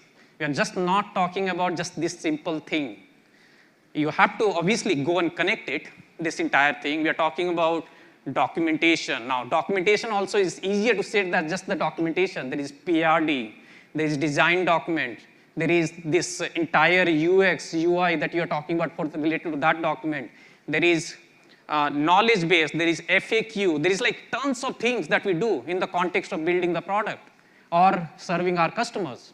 All of that data, how do you really bring it together in a system that allows you to then answer those questions to run your business, to do the intelligent capital allocations decisions that you have to make almost every day. And it's the core concept of DevRev that I would like to bring in forward to you through a demo, what we call it the knowledge graph, with all this data that we bring it together, tie it to the product. And to talk about that, I would like to invite here the other M of the M&M, the head of product, Michael Machado, and the dude some of you might know, the Steve Poitras, the author of Nutanix Bible, and we're going to talk about more stuff there, onto the stage. Come on, guys. Awesome intro. Thank you, Michael. Thank you, sir. Thank you, sir. Yeah. Thank you, Manoj. I geek out about knowledge graphs. I think they're beautiful. I think they're fun to visualize. I think they're fun to explore, right? To try to find and discover new information. But the hard part is knowledge graphs are three-dimensional, right? And exploring a knowledge graph can sometimes be a bit difficult. So what Steve's going to show us right now is us actually flattening that knowledge graph to a two-dimensional space that we call trails. So why don't you fire up DevRev for us? All right, let's check it out. So this is our Trails user interface, and Michael referred to this as a nice UI on top of the knowledge graph. I refer to our knowledge graph as a badass knowledge graph, because it is badass. And so what we'll do here is let's go ahead and extend our product, its capabilities, and see the features here. Now, when we think about the way that different teams or cohorts of the business think about product, everyone thinks about things in a different light. And one of the things that we've done here is we've unified the view that all aspects of the business think about when they structure their products. So here, I can see that I have my product, my capabilities, and features. As a developer, I don't work on features necessarily that the human sees. I work on microservices that facilitate those, so I have these microservices here. We also have things like our enhancements. So these are roadmap items that are either currently in place or in progress. Also things like our top contributors. And that's one of the things is by building this knowledge graph, we can not just correlate and relate across product components, we can do that with people, with interactions, with events, and it's a very, very powerful thing. If I view here, I can actually see my top customers that are interfacing and using this support app capability. Now that's good and all, but let's go ahead and check out this support app capability. So here what we can see, traditionally, I would have a support tool as a support engineer. As an engineer, I would have an engineering work management platform. For support, I would also have KB storage.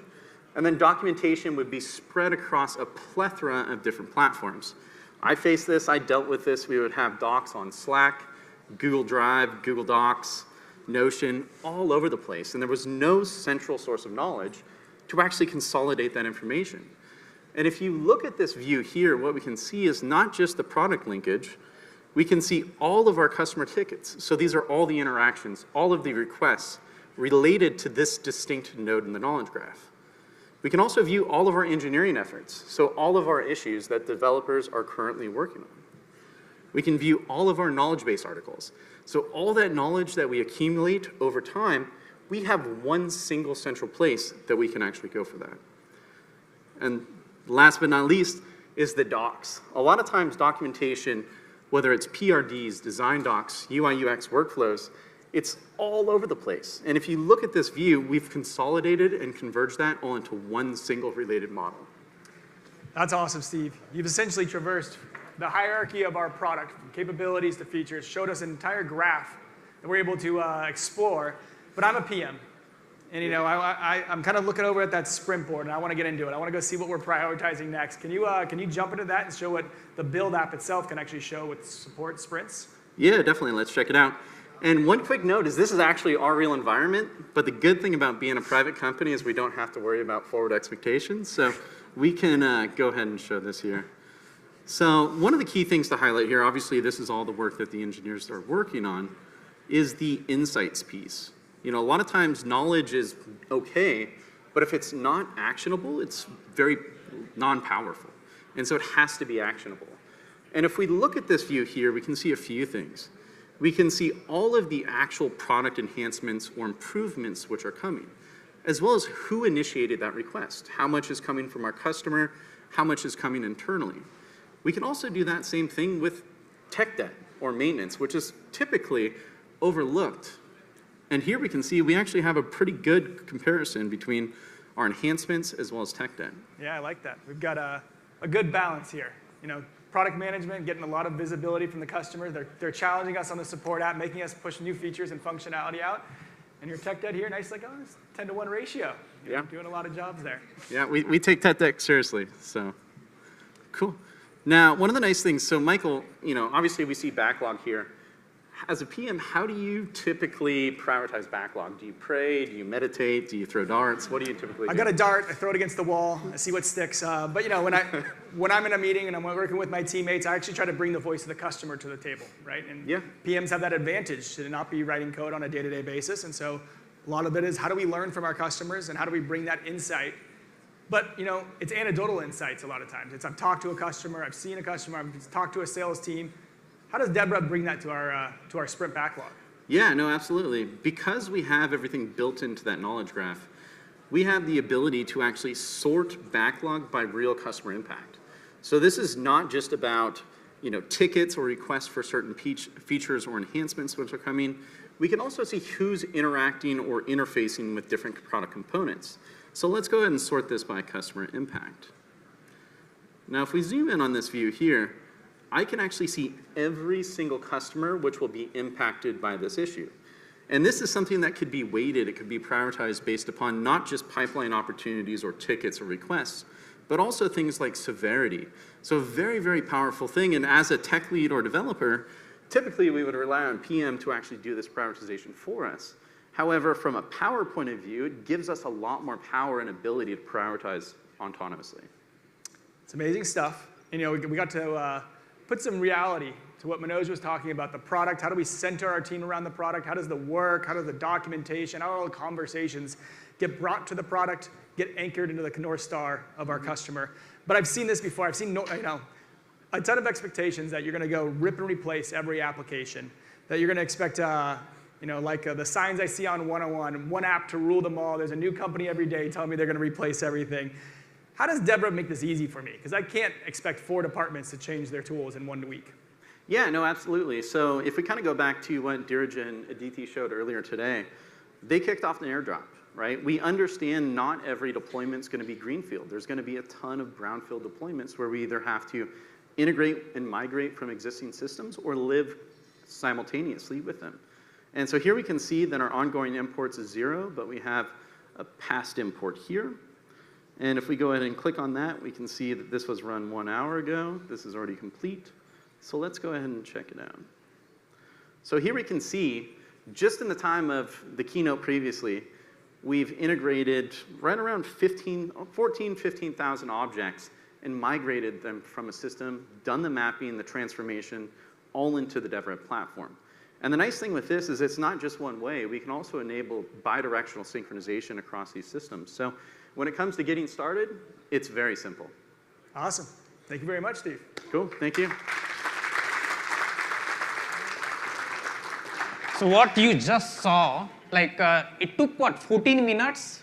That's what I saw, the statistics. Yep, 14 You said, minutes. 15,000 or so that we looked at it. If you go back, one more slide back. So we are talking about this airdrop feature that we have. In the last 6-7 months of that our engagement with the customers, we have airdropped 20 million records into DevRev. That's not a small number.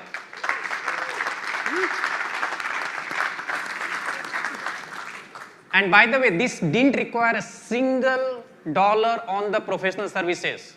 We have invested heavily from day one in Slovenia office, where we had been building. Before we started building the product, we started to work on this airdrop feature because we knew that it is going to be hard to really bring the records that you have and map it onto DevRev. And of those 20 million records, a lot of them are coming from your favorite, like the tools that we use today. So Jira last year, you see almost 40% of the records are coming from that. 35% of the records came from Salesforce. Salesforce Service Cloud, even Salesforce Sales Cloud. That the the objects that we are syncing. And then, of course, Zendesk is another one. But there are many others that this happening, is published in our marketplace. So we are going to talk about the next stuff here. And I just want to bring back the things that we were talking about, the concept of the company, the knowledge graph, and so on. But one of the things that we all know very well, that we still have departments inside the company. We are talking about, I have to build products. So I do have software and product development engineering, like that department. I do have customer support department. I do have sales and marketing department. All of that still exists.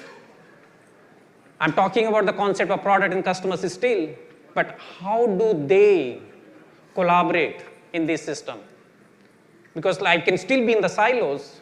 I can just work there, but if I can't collaborate with the other teams, other department, then it is all useless. So here is the concept, like what I'm just bringing it out here, and we are going to show it with live demo here.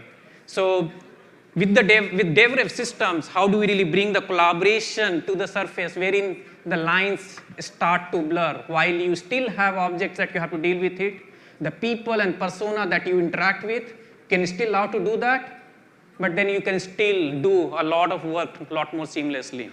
And that this idea of bringing going and talking to the customers on one end and building the product on the other end, how do you really do that? So every time I think about the customers, I think about we interact with the customers from the company side. How do you really collaborate with the customers on one side? And there are so many different channels we are talking about.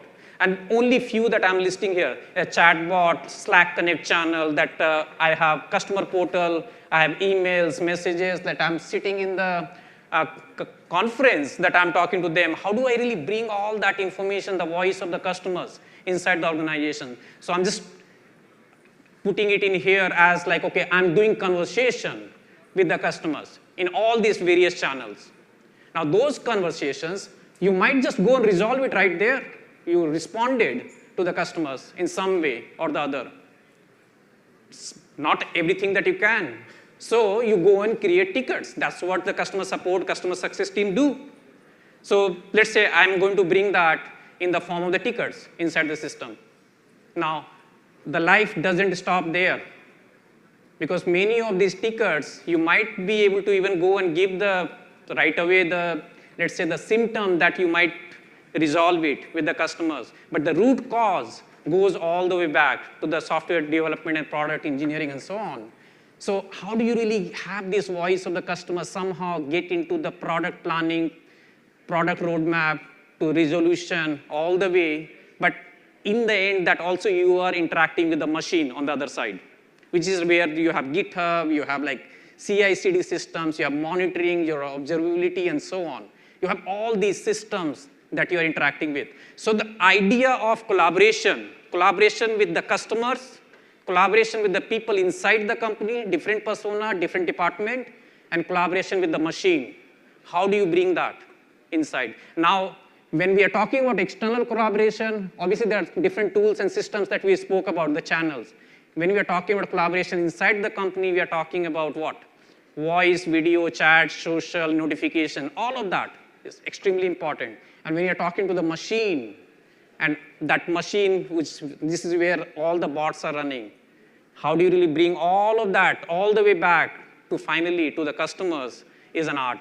I mean, this is what that we are building here at DevRev. And to talk about that, again, my friend, Steve Poitras, somehow like, I don't know why people call him the dude, and we'll maybe ask that question also. So Steve, what do you have?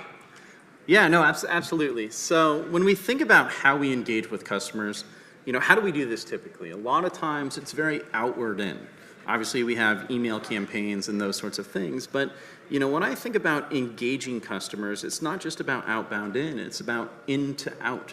So how can we actually engage them? And so here I'm actually on our events page, and I've configured a nudge, which is part of the DevRev platform. So let's go ahead and click on this nudge, because I'm in the role of a customer. I want to view the live stream. Obviously, a ton of good stuff being talked about here today. So let's go ahead and check it out. All right, so It looks like this live stream is full for me, but let's go ahead and go back to the page because I can't connect to the live stream. So going back here, let's go ahead and send DevRev a message. Now, what? Something about the dude there. What was that? Well, let's see if it can answer that question for us.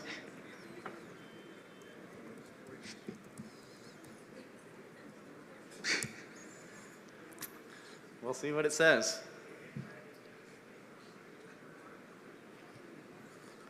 Looks like the system is still thinking, and it doesn't know who the dude is, maybe. So Poitras, you have to try really hard. So the whole idea of the machine, if they know the answer, can they really answer? If they don't know it, can it really bring the human and have them answer the questions? And one thing that I have always realized, no matter how many times that you rehearse, still it may go wrong. But looks like finally it worked. Yeah. But, and this is really one of the things when we think about the power of artificial intelligence as well as these LLMs and models, you know, it can consume data from all gamuts of information, right? And so here, I don't know where it got this information. I'm not that big on bowling, but I have matured, so to say.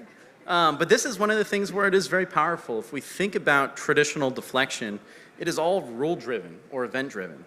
With LLMs and GPT, we can actually consolidate that knowledge and then use that to answer questions that we may have never imagined. So a very powerful thing. Now, I think this was useful, but I also still want to connect to the live stream as a user. So let's go ahead and say, no, that was not helpful, and let's go ahead and connect with someone. And my wife doesn't refer to me as the dude either, so. She just calls me by my middle name. So as this is loading, obviously, there's a little latency on the connection here. But what we're going to do is we're actually going to initialize a conversation just like your customers would with your platform. And one of the nice things with this plug platform is it can be deployed within your website, within your app, basically bringing that interface or that conduit to where your customers actually are, which is a very, very powerful thing. So here I'm going to say connect with the team, and I'm going to say I can't connect to the live stream. So this is basically the experience that your customers have. Now what we're going to do is we're going to pivot to the interface that me as a support engineer would actually see. So here, if I go ahead and click here, I don't know why I'm named Jennifer Robinson, but it is what it is.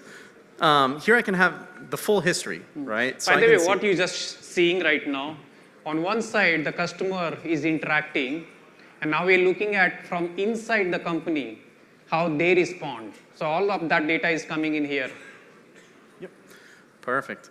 Now, one of the other key things here is I can also view all of the customer information just through this view. So let me zoom out a little bit so we can see this. So here we can see that this account that this user is linked to has 360,000 contacts which are part of it. And that's one of the key things is when we designed the platform, when we architected it, it wasn't for singular, very small scale. We built this to be massively scaled. And that's a key thing here. You can see that just this one account has 360,000 contact objects. Very, very powerful. Now, as a support engineer, I think I can't fix a live stream, so I'm going to go ahead and create a ticket. So let's go ahead and create a new ticket here. And then let's say, so we are seeing now the conversation, and because you couldn't really resolve it all, now I'm going and creating a ticket in the system. It's just an idea, but you get the point that I can go and log now, which has, like, say, a lot more stages. I can't really resolve it right away. Yep. And so one of the things that pops up there is you can see that there are actually two related issues. And this is one of the nice things is because we built in this AI, this similarity, and we have this knowledge graph, we can actually see things that are co-located or very similar. And so here I'm going to go ahead and say I want to link this issue to this ticket. And so here we can see that I've actually linked it. And I'm going to go ahead and create this ticket here. Okay. Now, one of the key things as a support engineer, you know, there may be times where I need to pull in an engineer or figure out what's going on. And that's one of the nice things is if I go here, I can go ahead and start a huddle. So do you think we should try it live or? Yeah, so what we are trying to do now, or just trying to show you, is how do you collaborate inside the company? Now collaboration can happen, as I said, inside with I'm just chatting with the people. Or looks like what you're doing. What are you doing? You just started a video? We're trying to live, so we'll see. Hey, what's up, Safit? Hello. Hey, guess what?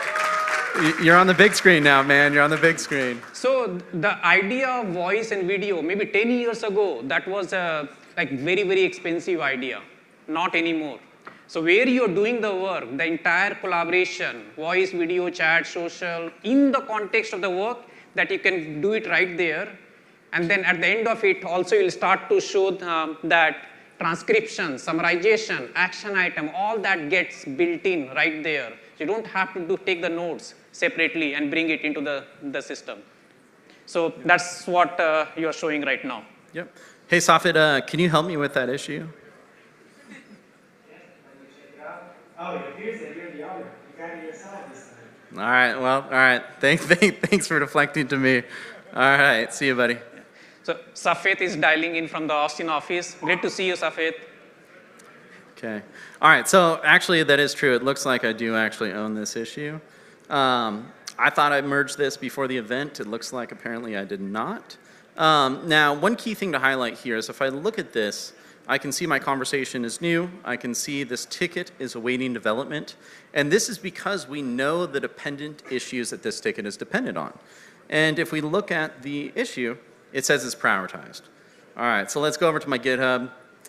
All right, so it looks like I thought I created the pull request, but I actually did not create this pull request. So let's go ahead and create this pull request.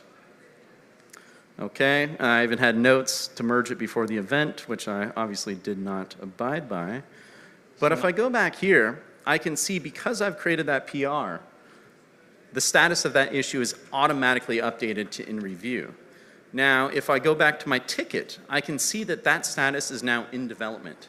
Now, me as a user, I didn't have to update any of this. And that's really one of the core things of the platform is how could we offload a lot of this, I call it grunt work, to an intelligent system that can make my life easier. And that's a very powerful thing. Now, I'm going to kind of abuse my admin privileges here and merge this pull request without a review. I don't recommend doing this. We don't do this in production. But I'm just going to go ahead and do it. And then here we can see, I'm going to mark this as completed now. And if I go here to internal discussions, you can see it actually has a full history and everything is actually updated there. So a very, very powerful thing when it comes to making people's lives much easier, right? That's one of the key things.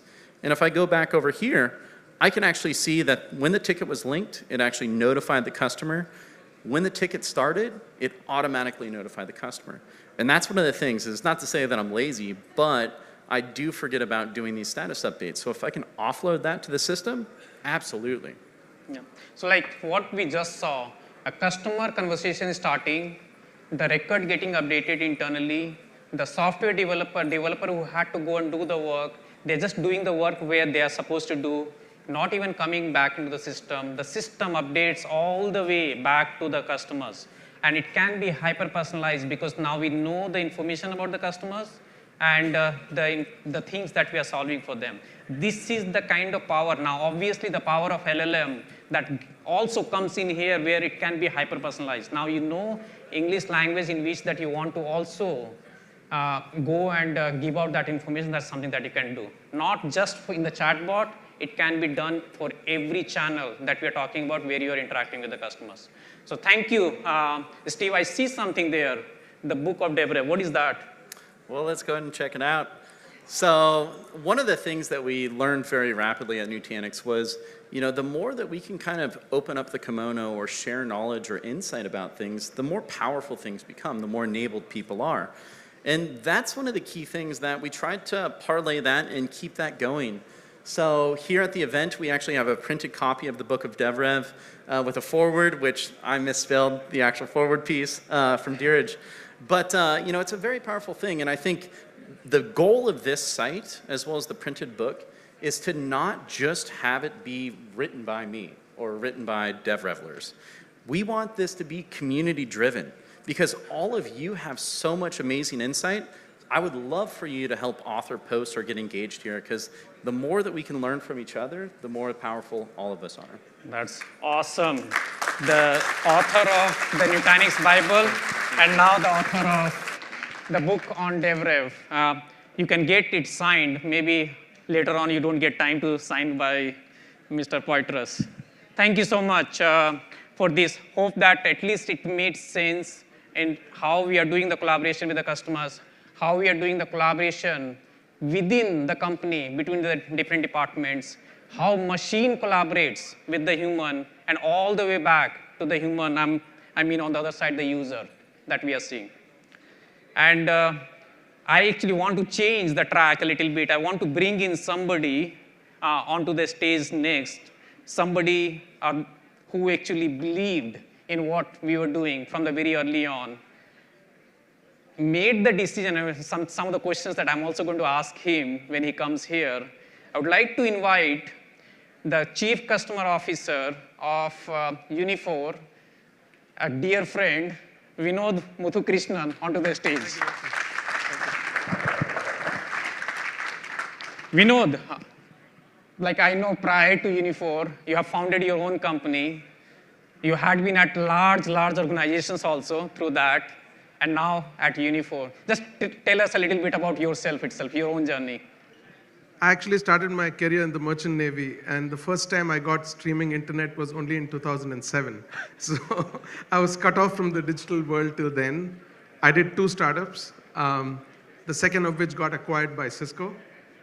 And now obviously after Cisco, I wanted to do something cutting edge, either do my own startup or join a startup I believed in. That's a startup I believe in, and hopefully we'll take the company public. But essentially for me, the one lesson that's carried through is a group of really mission-driven, motivated people can accomplish anything.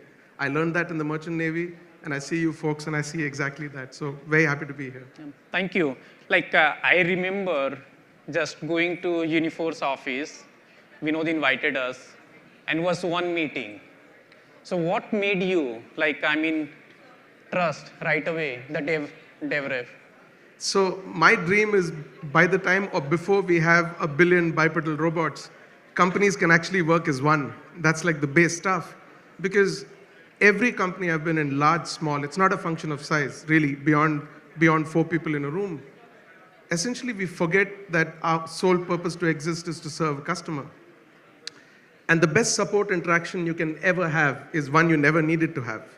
And I'm the Chief Customer Officer. It's not a permanent title for me. But for me, the idea of support is to make itself redundant. And that does not happen if you look at support as a symptom. There's a support ticket, it comes in, you try to close it, and closing is success. Closing is not success. Going all the way back into the engine room and understanding what's causing that issue, preventing the recurrence of that, and running a diagnostic to make sure that our products never behave in the way that created that ticket. That is at the heart of great product engineering, right? So for me, the fact that support and product and design and engineering live in different worlds is the root problem of what we have. But I'll tell you why it took only one meeting. You design beautiful products. I'm a sucker for just beautiful products. Any product that the founder of the company can come in, open their laptop, every question you ask is answered in a demo, for me is a winning product. And that's really what I saw day one. Thank you. Now, when we look at Unifor, obviously I'm just at a very, very high level, just bringing up some of the tools and systems that are used here. And when we were talking to you, we started talking to you about the whole concept of solving for customer issues and can't be done just in the customer support. It has to go all the way back to the development team and doing it together. So bringing in DevRev and the very first experience, let's say, what I'm just showing you here is the airdrop that what you saw, the two-way sync. The very first thing that we did was with the Zendesk, we did the two-way sync to bring all these records into DevRev. But that alone is not important. That was just getting the data in. but you also wanted to go and connect with, on the software development side, with the Jira, let's say, so that I can also have that interactions that's going on. But also you need the customer record and opportunity and a lot of other information from the Salesforce also into the platform to really make it more meaningful.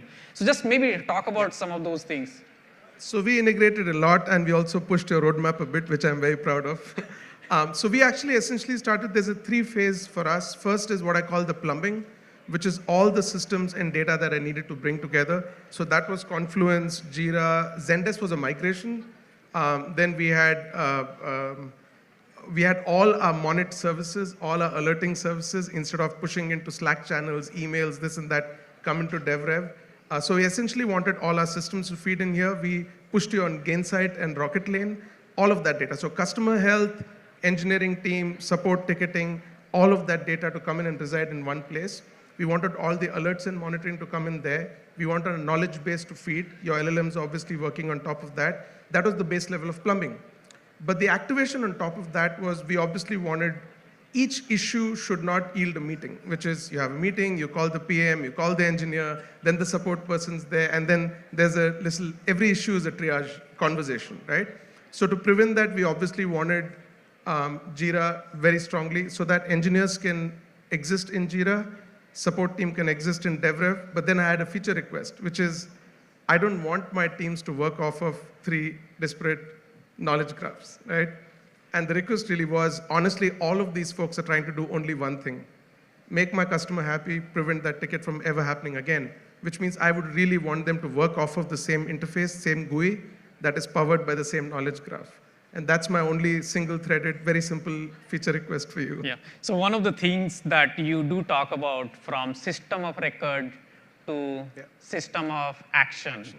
And the other thing that I've heard you also say is when the cost of the tools becomes higher than the maintenance and professional services, that simply means that you have to stop and rethink. Maybe it's both the things that how do you want to, what do you think about those? No, I genuinely think, look, we've plumbed in so many SAF products together that we have so many products, and data sits here, and every organization you go into, the first thing is we're doing Snowflake. Why are you doing it? I want to bring all my data in one place. Why are you doing that? Then I need to clean it up. Then it needs to make sense. Then I'll be able to do some analytics. And I've almost never in my life seen a project that succeeded, which starts there.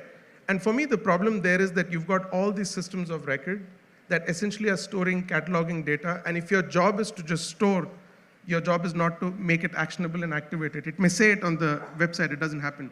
And for me, the greatest value in a product is not for it to be a system of record that tells me that there's a flat file, you can actually have data in there. It's that it is a system of record, which is, it doesn't matter if I know, I think Scott said, this is your shoe size, this is your preference, this is your favorite color. To use all of that to drive engagement at an n equal to 1 personalization, that's a system of action, right? Knowing your shoe size or your gender or your favorite color is literally useless, right? But to bring all of them together and make it actionable. For me, it's actionable in the sense my support engineer is not saying this part of the site is slow or this service is not running. It's to actually collaborate with the PM and the engineer to say, hey, this seems to be a foundational problem in this version of the product, in this module. What can we do to make sure this never happens again? That's a system of action, right? That's number one. The second thing I told you, you asked why in one meeting we bought DevRev. Look, I came in, I won't name products, it's not a name and shame thing. There was one product we had where the PS cost at the point of me running my math had exceeded the ARR of the product. So I asked my team, if you went out with Unifor and you told the customer, hey, it's going to cost you $1 million a year, and the PS is going to cost you $1.2 million a year, tell me how many units of Unifor will you sell? And the answer unanimously was 0. Like nobody's ever going to buy it. So my question was, why are you buying software in a way you know that nobody else will ever buy software? Why are you at the tail end of this? So for me, the airdrop, I think, was the first thing we did, almost literally the first thing we did. Products need to yield themselves to end user use. We spoke about the great democratization of AI. Why would there be 1 billion developers? Not because 1 billion folks are going to learn Java. It's because they're going to interface with that core capability in a very different way. It won't be a walled garden which says, if you've done X years of engineering, you can write code or create stuff. Similarly here, you should be able to do some of these things without needing to go into the bilges of it. So that's really what my thought was. Products should be usable by end users.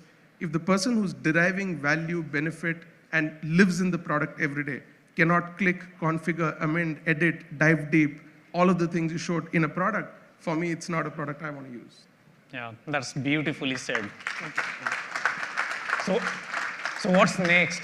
We are doing the two-way sync right now with the Jira. We're also doing two-way sync right now with the Salesforce. So I heard that your top sales rep at DevRev walked and talked in downtown Las Gatas with my CTO for 3 hours. So Manoj was seen as discovered by somebody in the audience, walking, talking, and heavy selling a Jira replacement to our CTO. And at the end of which, I think he told you yes, and he said, can I invest in the company? So I know you don't need money. But so really, there are 2-3 tactical things and one overarching thing which I alluded to. The tactical things are, there are many small things that reside elsewhere. I want the documentation portal, incident management, all of that to come inside of DevRev, right? I also want to make sure that we are able to let people operate. I want my engineering team entirely on DevRev. I want my product team on DevRev. I want my support team on DevRev, which means, to your point, it's a lead or a ticket or a thread, doesn't matter. There's a single source of truth. There's one knowledge graph powering that, and they're all operating in the same environment. I know it's an audacious goal, but I think everybody in our org is aligned towards making that happen. Also small things like timekeeping and this and that reside elsewhere. I would just love to bring it in here because, again, the point is not bidirectional syncs. Bidirectional syncs solve for availability of information, but not insight and analytics and action. Only when the same knowledge graph powers the GUI can you now say, hey, what do I do with all of this information? So love bidirectional syncs, but almost every product that we have a bidirectional sync with, I assume you will help us do those functions in your GUI at some point in time. Absolutely, and this is exactly what we are going to go and do there. Thank you so much, Vinod. Thank you. Such a pleasure. Thank you. And hopefully, also in due course, maybe another whatever amount of time, I'm not going to guess, hopefully that we get rid of that also. And that will be like really, really powerful. So what you're seeing here, there are 3 apps that are emerging or 3 departments that are emerging already in here. Taking care of the customers like post-sales, but there is pre-sales activities that happens from the growing the revenue, but post-sales also, customer success that we are talking about growing the revenue also. And during all these processes that how you bring the voice of the customers all the way to product planning, product execution, road mapping, and the hyper-personalized information that is going out to your customers, prospects, and everybody else there. So there are 3 things that I just want to talk about here very quickly, and I'm going to invite my friend after that, is there is support CRM and CRM concept that you kind of understand now, which is like the customer relationship management, but in the context of, again, customer support. But there is also customer CRM that everybody knows in the context of the sales and growing the company. And there's a third one that we are just introducing, which is product CRM. Now, the idea of the product CRM is how do you, in the process of building, as well as then notifying, hyper-personalizing it to the customers. So product customer relationship management also becomes very key. Now, these 3 things, 3 CRMs coming into as one is what we call one CRM. So to talk about more about the one CRM, distinct, like the feature set or capabilities, I'm going to invite back Michael Machado.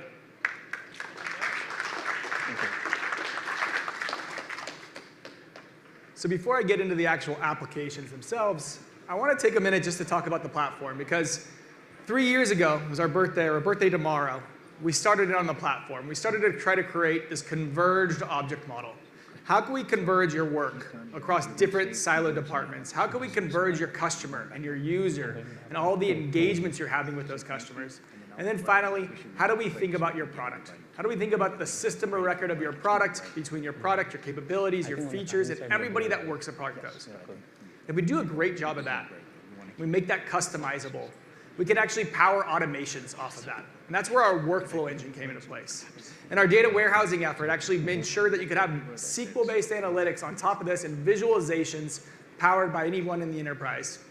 And all of this had to be wrapped in a secure platform so that we could go to market fast across small businesses all the way to large enterprises.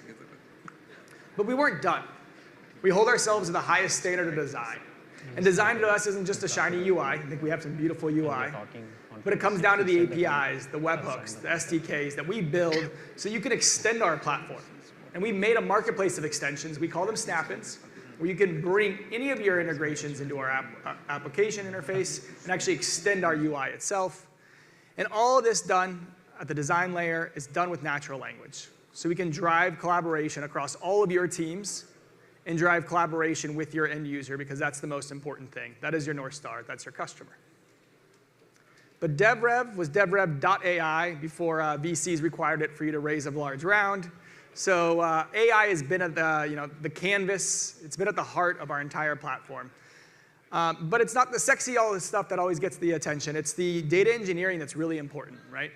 How do we go through and we index and we allow you to build your own vector database where it's actually indexing all of your information, not just your articles, but your website information. Every customer conversation that you have has to be indexed because we have to expose that to the knowledge graph.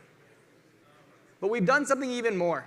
In the past year, we've actually worked on how do we actually allow you to bring your own LLMs, to customize the embeddings, to choose whatever open source LLM you want, but also take it even a step further and allow you to hook into APIs so you can actually have your developers developing their own LLMs, because this market is moving so fast. We want to be a little bit like Switzerland, agnostic at the LLM layer, delivering out of the box value, but allowing you to bring your own LLMs throughout the entire platform and the experience. So that's the perfect way to introduce our first application that sits on top of the platform. And it was about 1 year ago today that we launched our support app and how it transformed the way that L1, L2, L3 engineers started to work with their customers. And our customers were ecstatic because they said they needed something different. They needed a blank canvas to start to work on customer support from the ground up that was centered in the product, that allowed them to engage with their customers without bolting on yet another application. Because we need faster feedback loops. Our product, building SaaS, requires us to ship almost on a daily basis. So how do you enable product engineers? How do you enable your support teams to talk about that product? And finally, we need to bring AI into the fold. And so that's what our goal was, is to answer the questions to our customers why support needed a new tool, needed a blank canvas, and needed to think about how we could start by unifying that communication. Unify the way we collaborate with our customers, in-app, omni-channel, and across our teams, so that we could work together to support our customers better. Next, we brought unique analytics. We call it the People 360, and it actually allows you to understand your roles, your responsibilities, and how you're going to do resourcing, not just in support, but actually how you think about on-call and the different layers that come into supporting your customers. And we relate this back to the product. Because with that blank canvas, we can think about what it means to engage with your customers, and you're not just constantly throwing tickets over to the wall to Jira, but you're actually allowing everyone to focus on the customer and how to support them better. And the final piece here is AI. Right? We want to make everyone enabled on AI. One, to help you serve your customers better at scale, giving you search, deflection, all the things you need to be able to help your customers in real time. But at the same time, enabling your agents to actually have assisted support workflows. And they be part of the reinforcement feedback loop by guiding our AI. Because our AI needs to assist you. It needs to deflect for you. But most importantly, it needs to be constantly learning about every piece of information that's being posted on Slack, posted in a channel, posted across your customers' blogs and information. So that's our goal with our support app, and that's what's been a great success over the past year. But moving on, we introduced this concept of product CRM. It's something that DevRev actually started on. We've been dog-fooding our own product since day one, and we were on the build product. And we launched it 6 months ago because a lot of our customers were saying, how do you use DevRev from a product and engineering perspective? And it was always part of our vision that product, engineering, customer support could live on one platform, because we need a new platform, right? We've been kind of moving at this sort of project-based pace.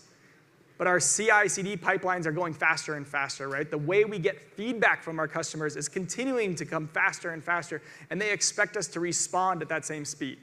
You can't ask them to give you information on a per-minute basis, but say, I'll respond to that in 6 months. we get our next roadmap planning session. And so that's what we had to retransform. We had to transform what it means to build a project management app, a product management app, how to converge product metrics with the way you actually plan and release your product. And so that's where our build app starts. It starts as building as one team, where customer information is constantly feeding your sprints, your roadmaps. Where the product 360 is giving you a true system or record for your product. It's amazing we've gone so far always living in the project world. How do we think about the product? Understanding every user metric that we care about. Understanding our roadmap, understanding our sprints and our KPIs. Because we have to think about Gen AI not as just another tool, it's a catalyst. It's a catalyst for every PM engineer to actually understand what the customers are telling us.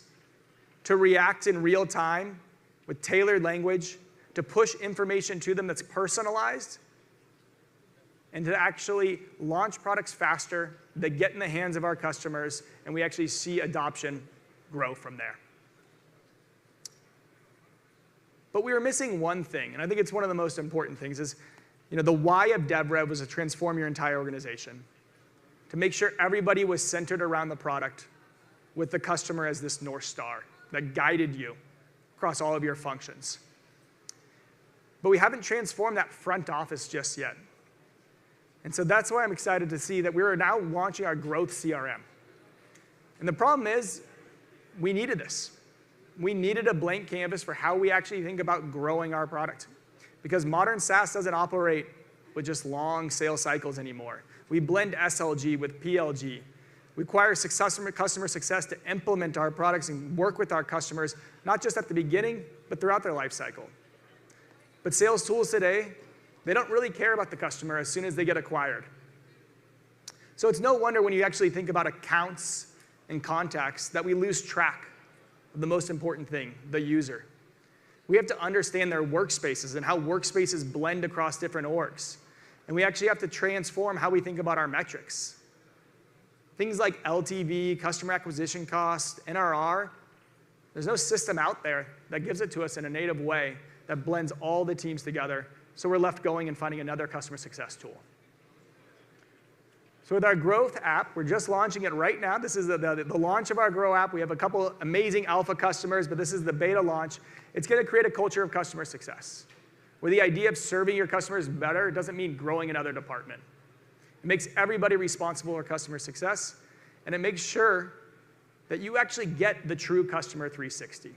You get the ability to understand your customer journey from the moment they hit your website, to they turn into a lead, to they're a freemium user, to they elevate to your champion, and hopefully never become a detractor because you're following them. And we want to make sure that everybody uses this information as part of their workflows. Whether you're launching a new feature, onboarding a new customer, you're given the playbooks, you're given the implementation plans, you're given everything you need in DevRev to sort of take them through these different templates that you need to track them through the entire life cycle and use natural language generation to engage with them at the right moment, at the right time, so you're not left kind of waiting for the next automation tool to come out. So that's our Grow app. That's our one CRM platform. And we've gone over a lot in the past hour, and I appreciate everyone for hanging in there with me. We started with data, right, and how that formulated our knowledge graph. We talked about collaboration and how when you get teams to collaborate together, you actually converge your workflows. And the machines are actually able to operate in a much more automated way. And then finally, we talked about the one CRM and the applications that they powered, and how all of this coming together makes it effortless. Thank you. But before you leave, I'm not done yet. I've heard a couple different speakers already talk about, what does the future of AI mean to us? And to me, it means that we won't have to let an application be taught to us, that the application will learn from us, that natural language will be this new interface. But Scott said something I also found interesting. He said, no AI is complete without a UI. Can't just be the idea that you're going to be talking to an AI and it's going to have everything respond back to you perfectly. You need a way to engage with it. And that's what we are calling Spacebar. This is the first ever launch of Spacebar. It's our natural language interface into our application. And I'm excited to invite my partner in crime here, Shruti, to demo Spacebar to you live. Thank you, Michael. Good afternoon, everyone. Thank you for waiting so long. And we promise this is the last part of the keynote. OK, so let's get started on what do you want to know? What do you want to ask Turing? So I'm in DevRev, and I'm a product manager. I get excited to dig into the product all the time, but we're almost at the quarter end, and I think I can see some sales reps in the room. They're probably getting anxious. How do I close in these final 2 weeks? And how do I actually unify the entire company? Well, as a PM, I don't have a Salesforce license, and I don't really want to wait around till Friday to get together as a group across all these departments and discuss what can we move in our pipeline. But I've got a feeling Spacebar is here to help me. So Spacebar is here at the bottom as you interact with it, and it's actually going to give me the ability to ask for my pipeline. OK, let's see what we can ask and what Spacebar is going to give us.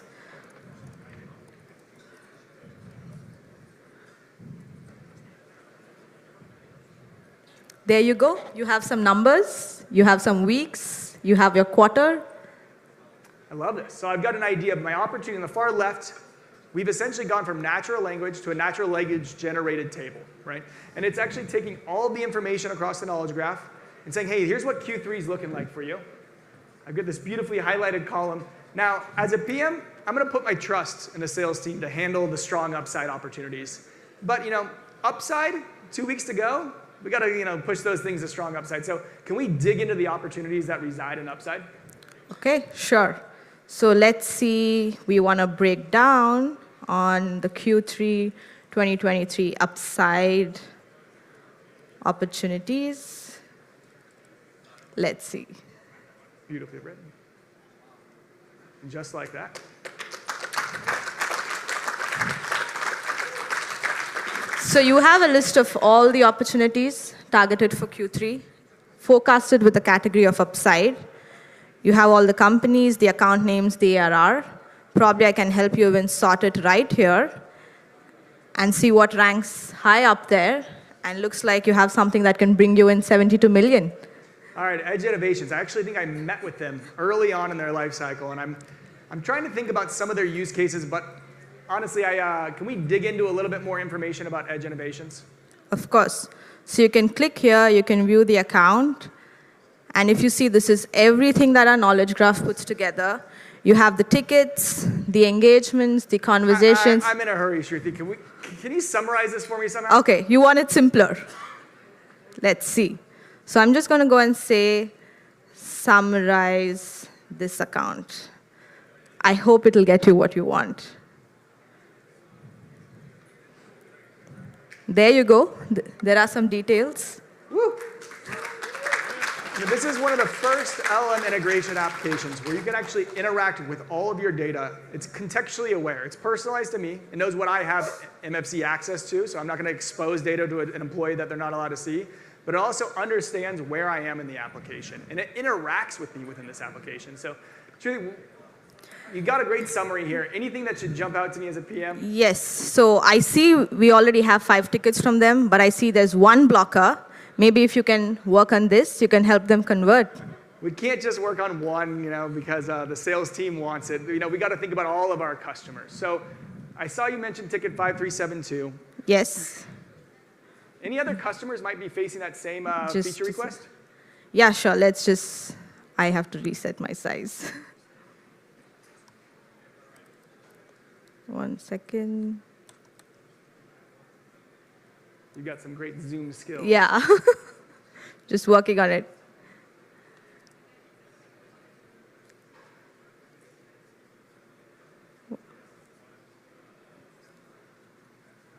OK. I can't. Just give me a second. It's all right. Take your time. The dude. Let's give it up for Shruti, everybody. She's doing an amazing job here. A command 0 should actually reset it, but sure. We love to zoom in, keep your focused attention here. And also, spacebar is beautiful. It's right at your eye level when you're working on your desktop or on your computer. But it just so happens when you're on a stage, it's about right at my knee level, and I'm kind of blocking you half the time. So we're trying to zoom, keep you guys able to see the full context of what spacebar is able to do with you. All the way down? Yeah, got it. There we go. Thank you, Nikhil and Steve.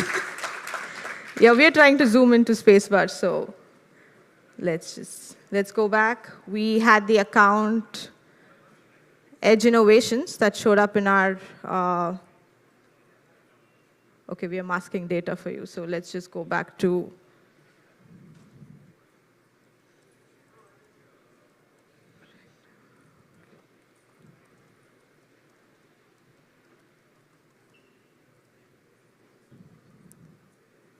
Great.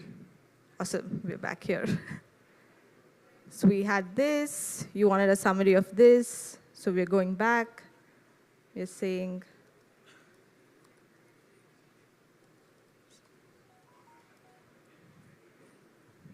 we're getting our summary. yep, it's generating it again. Now we'd love to understand a particular customer ticket and how this relates to all the other customer tickets that are being tracked right now. Yeah, so we're going to see, show me tickets similar to, we want to see the one similar to the blocker, which is on enrichment. I'm going to go ahead. And now our engine is actually pulling in, it's semantic search extracting this. This is awesome. So what How we many did, times do you want, I mean, please explain, what am I looking yeah, at? so what we did right there is we saw that Edge Innovations was blocked on a ticket. We said, yes, we want to prioritize them, but we want to see what other tickets and what other customers do exist in our knowledge graph who are waiting on something similar. So I just did a semantic search on our entire knowledge graph for similar tickets, and this is the vista that we get up. And I can make it easier for you. Do you want to go ahead and create an enhancement out of this? You're going to create an enhancement for me? All right, let's Right see what you here. got. So I think all of this looks similar, right? And I think maybe even this one. So we got a pretty good result here. We go here, we create an enhancement right here, and it further simplifies by auto-generating and filling in the description by scraping all the data from all the tickets right here.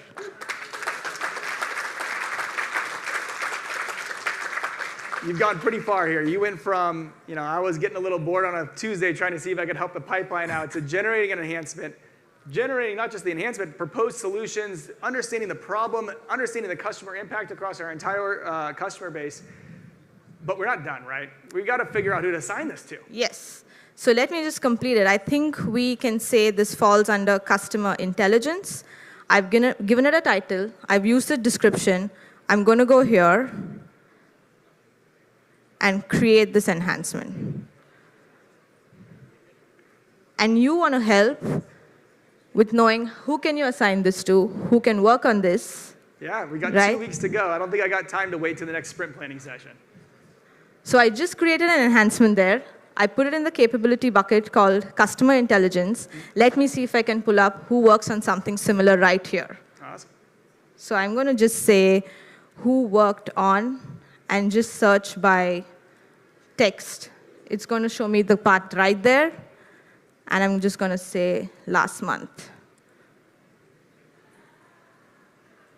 There you go. Everybody who's been working on this capability, under which we just file an enhancement, lead enrichment. That's the list of all the dev users. And I know Kunal, she's pretty amazing. I think there's a chance that we could actually get this done in 2 weeks if we assign it out. What else are they working on, though? How can I make sure this isn't just one other item on the long list? Yes. So you know Kunal, but you also can know from this table that Kunal's been focusing 18% of his time on this, which is a good percentage, and he's contributed almost 38% of the entire work done under this capability.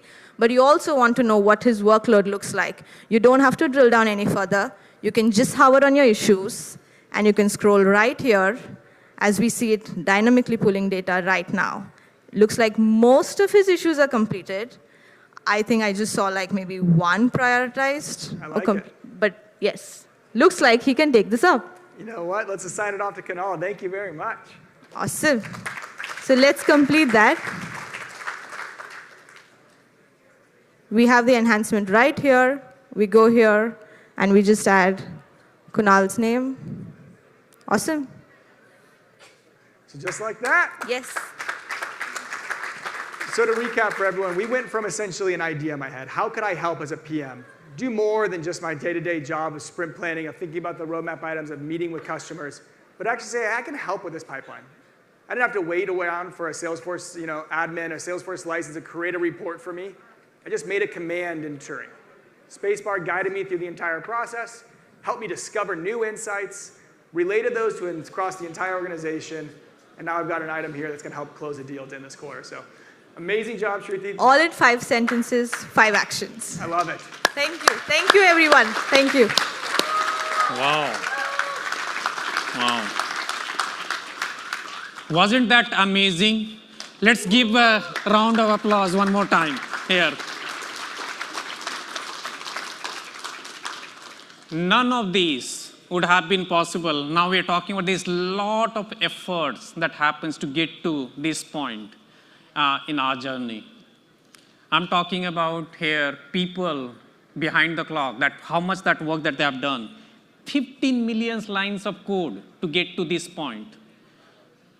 100,000 plus code merges. I'm talking about like right now we are at the velocity more than 4,000 code merges that happens every month. More than 15,000 cloud deployments. We're talking about more than 300, 400 cloud deployments happening every month right now in the company. 350 plus repos. Now, anybody who has worked in the software development side that you will be able to go and appreciate, more than 300 people right now around the world with 200 plus internship that people have done in this company. There is community outside also out of DevRev that is also working to really expand the ecosystem that we have a marketplace. We expose our API, webhooks, UI kit, the workflow engine with which they are building the snap-ins and so on. 7 different offices worldwide and in 4 different continents. And with 4,000 plus customers who are the PLG customers, they also just come and sign up automatically and start using the platform. You cannot be thankful enough giving you the thank for. Huge gratitude, but I just wanted to point out to all the developers around the world, thank you so much for all the work that you do every day. There is a lot of effort that gets into it, and the idea is how do you really get with all those efforts to make this effortless for you. Thank you so much. How about a big hand for Eminem and all the speakers and to Vinod? Wonderful stuff, very exciting. We've got a great program, but now it's time for a break. And before you do, by the way, there's a plastic box in the back. Drop your ticket, your raffle ticket in there. I am going to give away some phenomenal prizes when we come back in 15 minutes. Take a break. Make sure you drop your raffle ticket in. Another great hand for everybody. What a wonderful session. Dheeraj, fantastic.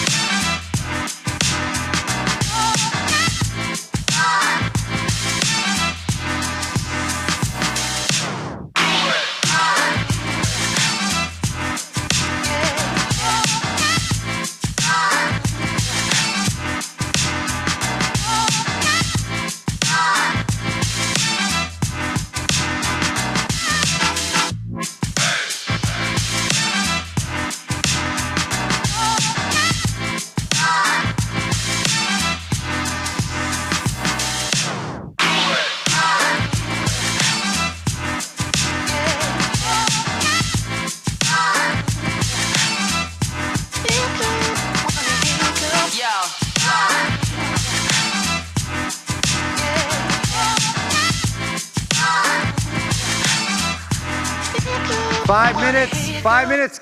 Start heading back. We're going to kick off. Make sure you put your raffle ticket in. I got some really great gifts you don't want to miss. 5 minutes. Come on back. Eminent. 1, 2, 3, 4.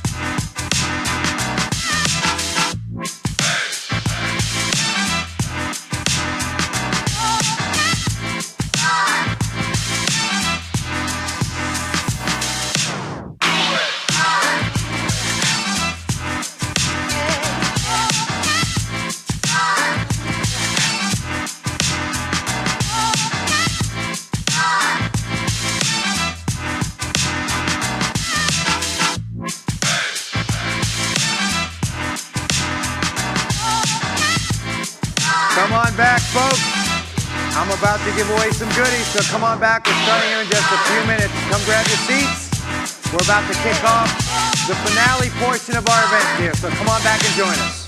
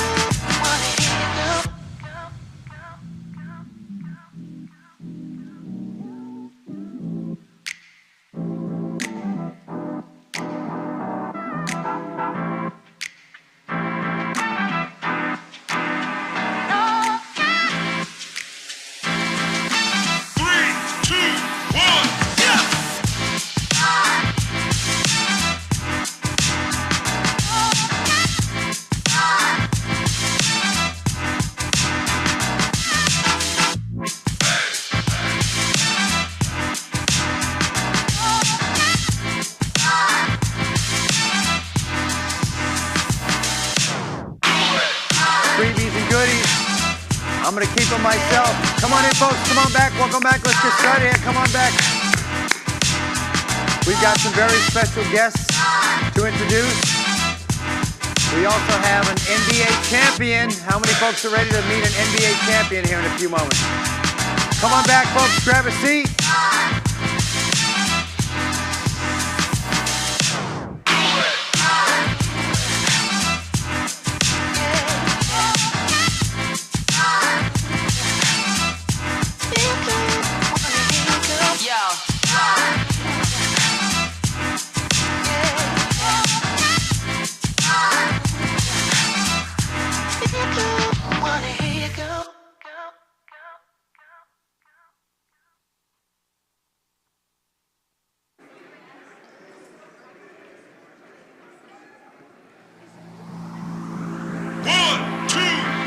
on back.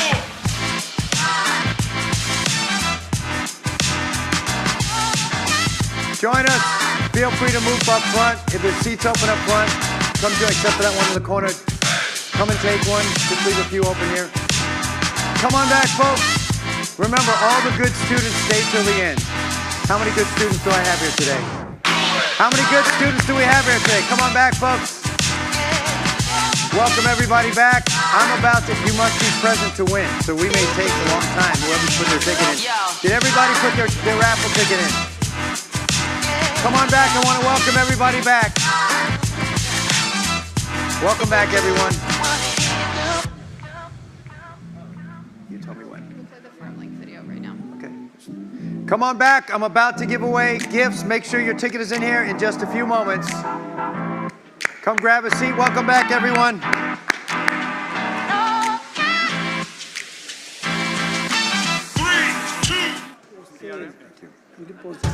It's this amazing group of college students that are like changing the world. Frankly, with like no paid resources.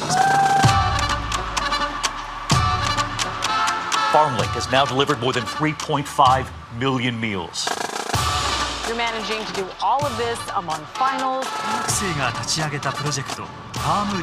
Oh my God. This is something much bigger than any of us realized. That was a really scary moment, actually. We had 2 million pounds of onions.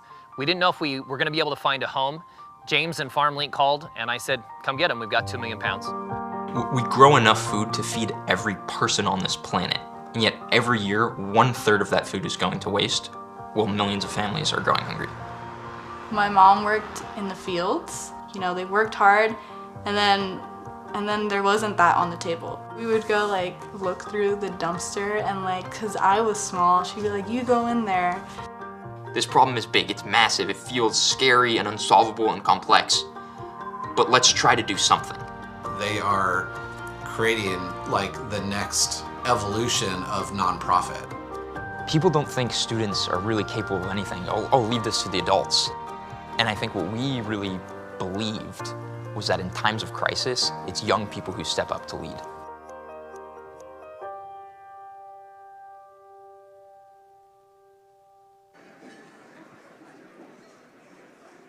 All right, welcome back, everyone. How many people are excited to be back? Who is enjoying themselves today? I want to tell you, between the break, I checked my phone. You may have read, I saw that they actually found some coyotes in downtown San Francisco. Did you read this, sir? They suspect the coyotes are coming from Marin County over the Golden Gate Bridge in the middle of the night. And I'm thinking, how's a coyote going to come up with $9? The good students up front got the joke. Thank you very much. Welcome back, everybody. Who likes free stuff? 4 people up front. I'm leaving. Good night, folks. Who likes free stuff? Now, one of you know that the new nerd piece of jewelry, I'm sorry, the modern technologist piece of jewelry is the Oura Ring. Today, I'm going to give away, on behalf of DevRev, I'm going to give away 2 Oura Rings because we celebrate sleep here at DevRev, just as my audiences do when I'm on stage most of the time. Thank you, but we work across so many different continents. We prioritize sleep like Xanax, and you know, we wanted to think, what is the gift that we could give away that would be most meaningful to everybody? And first we wanted to give away gasoline cards because gas is so expensive. And then somebody said, well, half the parking lot is full of Teslas. I go, why didn't I think of that? So how many people would like to win an Oura Ring? The 3 of you meet me in the corner and I'll sell it to you. How many people here would like to win an Oura Ring? You already have one. Give it to somebody you care about. How about that? What an idea. Because it's all about uniting and a partnership. So I'm going to draw the name here. I have 2 winners, and here's my rules of engagement. You must be here and you must be present. If you're in the bathroom or you're in getting food, you're not going to get your ring. However, if I call your name, I need to see some visible signs of excitement. You need me to doubt that you and I actually are technology. I want to doubt that you're even an engineer. That's what I'm, that kind of excitement. So, are you with me? 4 people. This is a wonderful day. If you didn't drop your card in, drop it in now. We're double blind. We all taking probability. What are the odds I'm going to pick your card? You still have a chance to run to the stage and hand me a $100 bill with your name on it, and I will pick your card, I guarantee you. All right, who's ready to win an Aura Ring? Manoj, I'm going to ask you to hand, if you want, how about a hand for our president, Manoj Agarwal? You're going to hand it over, that's right. So actually it has to fit on their finger, otherwise, actually there's a whole sizing thing. He's wearing one. To talk about, thank you, Vanna Manoj, okay? So this is actually a great way to track your sleep. As a matter of fact, Dheeraj was wearing a ring. He stays so even keel. We were going to show how excited he gets and plot his heart rate stays the same no matter what. That's the beauty of it. So here it is. Our first, who's ready to win an Aura Ring? That guy in the corner. All right, here it is, ready. If I pick your name, remember, you make a donation to my favorite charity, my kids. Okay, here we go. The first winner, and please let this be a name I could pronounce. Okay. I'm trying, people. Thank you. All right. Our first winner, you made it easy. You put one name on here, is Brighton. Where is Brighton? Must be, where is Brighton? I'm going to ask you for your phone number, Brighton, if you're trying to play me, okay? We have third-party authentication here, okay? We have a, Brighton, is Brighton here? Brighton, Brighton, did Brighton win? Yes. Brighton, what's your phone number? 404-6523 is the last four. Say that again? 6523. Ladies and gentlemen, we have a winner here. How about a hand for Brighton? Come on up. You want an Aura Ring, what are you going to do with it? Figure out what it is, Figure out what it is. Spoken like a true engineer. How about a hand for Brighton? Congratulations. All right. Thank you. Now, please go back to your seat and put that on. Okay, now. And our next winner. By the way, there's going to be some more giveaways later. We're going to give away a Tesla charger. There are budgets here, people. Just stay with me. Okay. The winner. Tesla itself, no? What's that? It could be a Tesla itself. It could be a Tesla itself. No. Okay. Again, you made it easy for me. The second winner, one name. Are we that afraid of anonymity here that people only put in Joe? No, here we are. Our winner is Xing, X-I-N-G. Xing, are you here? You're the next contestant on The Price is Right. Xing, what is your phone number? What is your heart rate right now, Xing? The ring is about to tell us. What is the phone number? I believe you. I'm just trying to have fun. What's your phone number? What's the phone number you wrote here? It doesn't start with 415. Say what again? Ladies and gentlemen, we have a winner. Xing is a winner. And our next prizes that we give away a little later, we want people to win who know their own phone numbers. Okay, so how about a hand for Xing? Congratulations. And remember, as we build toward the end of the day, our prizes are just going to get bigger and better. So thank you. Another hand for Manoj. Well done. So I need you to keep the energy. Who's excited to, we're going to close off the day. We have wonderful talks. We have an NBA champion here from the Golden State Warriors. How many people are excited to see Zaza later this afternoon? And again, I want to see energy throughout the afternoon because we got happy hour, we got food, we got all sorts of prizes. But now it's a wonderful time to talk about customer success story, your successes. And to kick us off, we have the former, I have it here, yes I do. The former VP of Marketing at 3M Medical, and now she is in charge of success here at Nutanix. I'm here at DevRev, just to see if you're listening. She's amazing. Put your hands together for Molly Holland. Awesome. Thank you, Jeff. Yes. Hi, everybody. So excited to be here today. And I guess I am a true nerd because I think the Aura Rings are amazing. But what makes them amazing? It's not just all of this immense amount of data that the Aura Ring collects.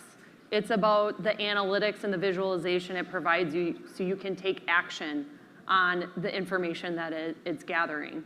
And that's what we're here to talk about today. We're here to talk about this really interesting intersection of AI and analytics and how that's impacting the tech industry. So without further ado, I'm going to introduce our esteemed panelists. I'm so excited to welcome them today. So first up is Shrikar Agarwal, co-founder of Spotnana, a modern travel platform that is transforming the infrastructure of the travel industry. Yes, big applause for Shrikar. So their platform is used by the likes of Brex and many other household names. And as co-founder of Spotnana, Shrikar is passionate about creating a platform of travel as a service to disrupt the trillion-dollar travel industry and help customers reimagine travel. I've also learned that Shrikar is an alumnus of IIT Delhi, formerly with VMware, a founding engineer at ThoughtSpot, a former member of the Google Brain team, and is always looking for the obvious as well as the inconspicuous ways to automate and make his team more customer-centric. And thank you, Shrikar, for joining us. Awesome. All right, next up is Kshitij Gupta, co-founder and CEO of 100MS. Yes, big round of applause. And if you guys saw the demo earlier of the huddle that Steve Poitras, the dude, did, that was on 100MS technology, pretty amazing. And 100MS is empowering companies to bring real-life interactions to the increasingly virtual, remote-first world. And he started working on live video way back in the 2000s. He's built video solutions for the first iPhone and 3G networks and the infrastructure for Facebook Live. He was VP of engineering at Disney Hotstar, where he built the world's largest live streaming platform. Welcome, Kshitij. All right. And our last distinguished panelist, Amit Prakash, co-founder of ThoughtSpot. For those of you that don't know, ThoughtSpot is the AI-powered analytics company that leverages natural language search powered by LLMs to ask and answer data questions. And I've learned about Amit that he has extremely deep experience in building large-scale analytics and AI systems. He has a PhD in computer engineering, and his journey has included things like working at Microsoft as a founding engineer of the Bing team, where he built ranking systems from scratch. He worked at Google, driving revenue growth through machine learning for AdSense, and he has personally experienced the struggle of text to SQL in both the pre and post GPT world. Welcome, Amit. Thank you. Thank you for having me. All right, I'm so excited to dig in today, and what I will say is we have decades of experience of AI and analytics on the stage here today. I am not contributing to those decades of experience. So I come here today with humility, and I'm going to say that I am probably going to learn as much as anyone in this audience. I've made many leaps in my career, from a 100-year-old industrial company to a 1-year-old tech company, living in China, and my latest one has been trying to learn and understand AI, working with Dheeraj and Manoj, who have been incredible teachers, and Google as one of my very close friends, trying to understand LLMs and NLP and Gen AI and what all this means. So super excited to learn from you guys today. All right, first off, I want to start with highs and lows. Highs and lows of working in AI and analytics over the last many years. And Kshitij, I know when you were working at Disney, you did a lot of really intense, labor-intensive work with the content you were curating. So maybe let's start with a low there, and we'll build up to some highs. Yeah, sure. I mean, it wasn't exactly analytics, but I mean, let me explain the kind of work we used to do. So we built the video streaming platform for Disney Plus Hotstar. But then there is a lot of requests which used to come that, can we create automatic trailers? Can we create, let's say Spider-Man is getting released in India, and the Spider-Man has to be, converted into 5 different languages. So how can we write Spider-Man in Hindi? But the artwork has to look like Spider-Man. It cannot be just like, and we were like, how do we do it? Like, these are like hard problems, and finally we just had to go to designers and get it done. So translations, artwork localization, building trailers, converting a 16:9 video into a 9:16 TikTok-style format of videos. We really, really tried hard, building computer programs, to do that, they just weren't perfect, right? And finally, we had to go to designers, get it done, really, really manual, like labor intensive. But I would say that was the low point, right? That was the low point that, why couldn't this be done? I have not tried it, but I think it should be possible now.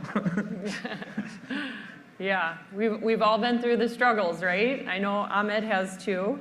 And you've been building natural language models for a long time. So would love to hear about trials and tribulations of that work pre and post GPT. Yeah, I would love to talk about it. So when we got started with Hotspot in 2012, we wanted to build Google for data, right? And one of the things that we quickly realized was that in business domain, there's very little room for error. Like if somebody asks a question that how much revenue did we make from Southeast Asia in last 3 months, you can't give 5 answers and say, pick which one is right. Or you can't give the wrong answer some of the times, then you lose trust quickly and you get thrown out. So trust was super important. And back in the day, when we looked at all the research, we realized that there was no way that we could build something that would really get users from like what they have in their head to the answer immediately. And so we took an approach which was, let's bring UX in the mix, let's bring systems in the mix, and let's see if we can take a step back and solve the problem without necessarily having the AI piece necessary to do it. And so we built a product over the next few years that was essentially a language factory of sorts that will take every entity in your business and construct a language that will be so close to how you speak that it will feel natural to you, but it's still a programming language behind the scenes, right? And that's what built the company to where it is. But somewhere around 2017, we realized that we could do better than that. And we could actually now translate the natural language to the language that we have created. And the advantage of this approach, and we didn't realize how good this approach was until very recently, is that when you're taking something like natural language and turning that into complex code, it's very hard for users to know whether you got it right or not. And the user can't trust it unless they can interpret it. So having an intermediate language in the middle that actually takes away all the ambiguity from what they said and repeats back to them what they said in a concrete fashion makes for a perfect UX. And so we built that solution, but there was no LLM or GPT or that sort of thing back in those days. So what we did was we took inspiration from how speech recognition systems work.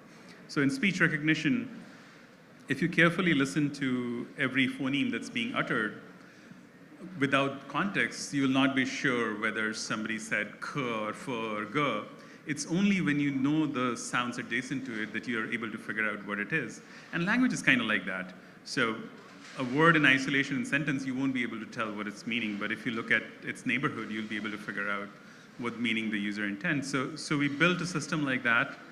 And we quickly realized that the business language is as diverse as businesses themselves. So like, for example, if somebody says, how much opportunity are we creating this quarter, they mean creation date, but when they say how much opportunity, they mean the creation date, but when they say how much opportunity is going to close, they mean close date. Mm-hmm. And so things like that. So I feel like I've been going on for a long time. No, you're speaking my language, literally, because as someone that needs that interpreter for them, yeah. It's so powerful. It's like what I'm starting to see with Spacebar that we just released, the way in which these tools can transform someone non-technical and their ability to do work effectively. Yeah, thank you. Awesome. Anything else to add? No? Yeah, so actually the problem was quite hard, but once the LLMs came on the scene, what we realized was that everything that we had built so far was actually needed in combination with LLM to solve that problem. Okay, great, thank you. All right, Shrikar, I know that you've probably seen some breakthroughs in your experience. So how did you get to those breakthroughs? What did you do either as a leader or as an engineer to manifest those to happen? Like what work went into it? how'd you get it to happen? Absolutely. So I think I've been pretty lucky to be involved in companies or teams where, just like DevRev is democratizing access, I've been involved in similar initiatives. Like the first breakthrough, I think, was at Google when we actually developed TensorFlow, which opened a huge wave of deep learning access, like deep learning platform. That was one of the open source ones. At Spot Nano, what we have realized is that travel was very close, especially the corporate travel. The world was very close.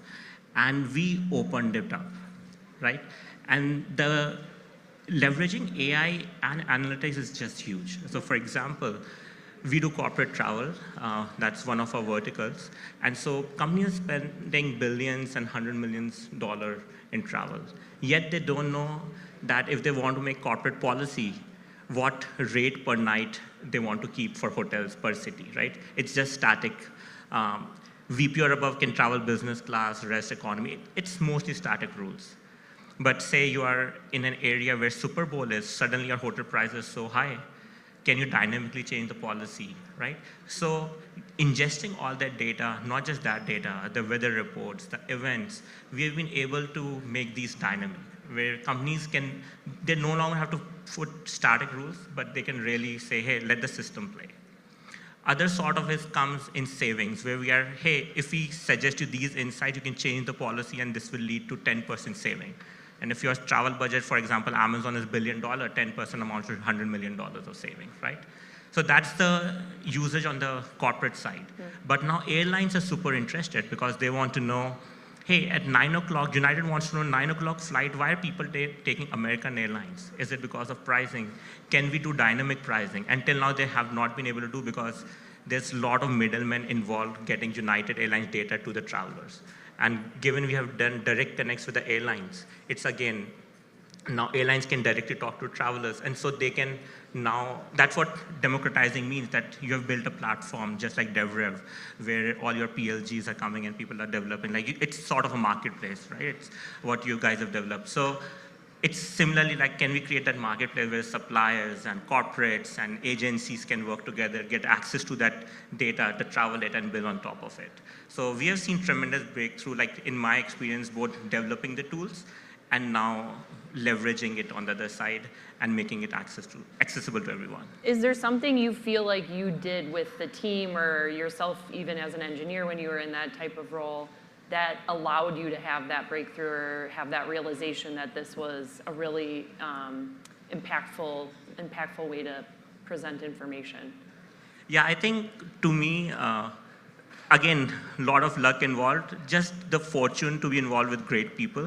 Like I was at ThoughtSpot, so worked with Amit, so there a lot of data analytics and AI. Then at Google, again, amazing engineers. And again, at Spot, it's amazing engineers and amazing customers. So customers tell us problem, engineers tell us how to solve, and I'm just Googling what it means, both sides, connecting the dots. So Google's your friend too? Google's my friend too. Awesome, okay, cool. I'm not alone. Amazing. Anything about breakthroughs for either of you that you either as an engineer, back in the day, or more recently leading your teams that you feel like have contributed to a breakthrough in some of the AI or analytics work that you've done? Is this a question for me? Or? Anyone, yeah anyone. Go ahead. Just breakthrough, meaning what did we experience recently, which was not possible previously, something like that? Yeah, exactly. Yeah, one of the things, at least, which was really, really interesting for me is, the demo which Manoj was showing, talking, like, it's possible to do a meeting in, let's say, DevRev, or let me not go that way, but all of these, like, in every day, we spend 20-30% of our time meeting people. And so these are like all meetings which are not structured records or something like that.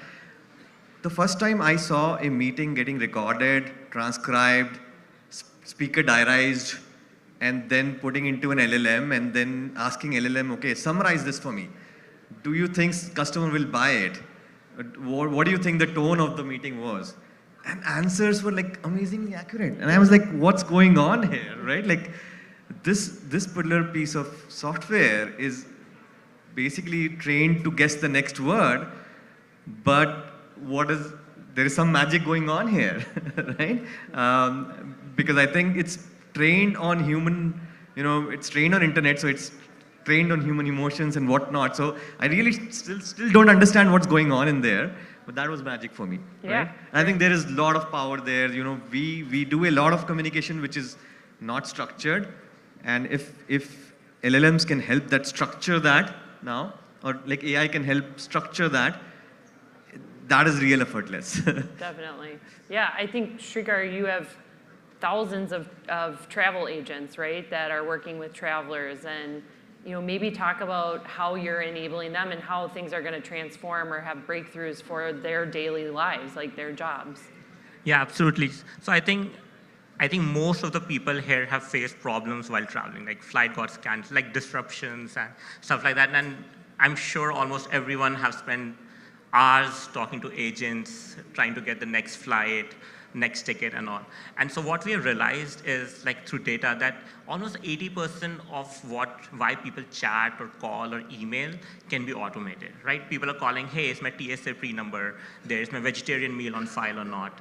Can you send me some options of flight? So all of this is like pretty straightforward, right? So our travel agents, and you have already seen the DevRev demo, it's amazing with the spacebar demo and all. So we have built similar things on the travel agent side, that when people come, we are able to interpret what their intent is, book or just edit their seats or something, and able to connect to then airlines and hotel chains and everything and automate that flow. So we have seen like almost 80% reduction in volume. And one of our VP of product will say that I want an agentless travel agency, right? I'm sure in travel that we won't be able to achieve, but we can go pretty close. That's what we have seen. And just recently, ChatGPT and all, it has just made so much easy to access AI and just leverage it. So for us, it's been a boon. Awesome. I'm sure it took a lot of work to get there too, and there's this idea of training models, right? And training them autonomously, training them with people. And I know, Amit, you've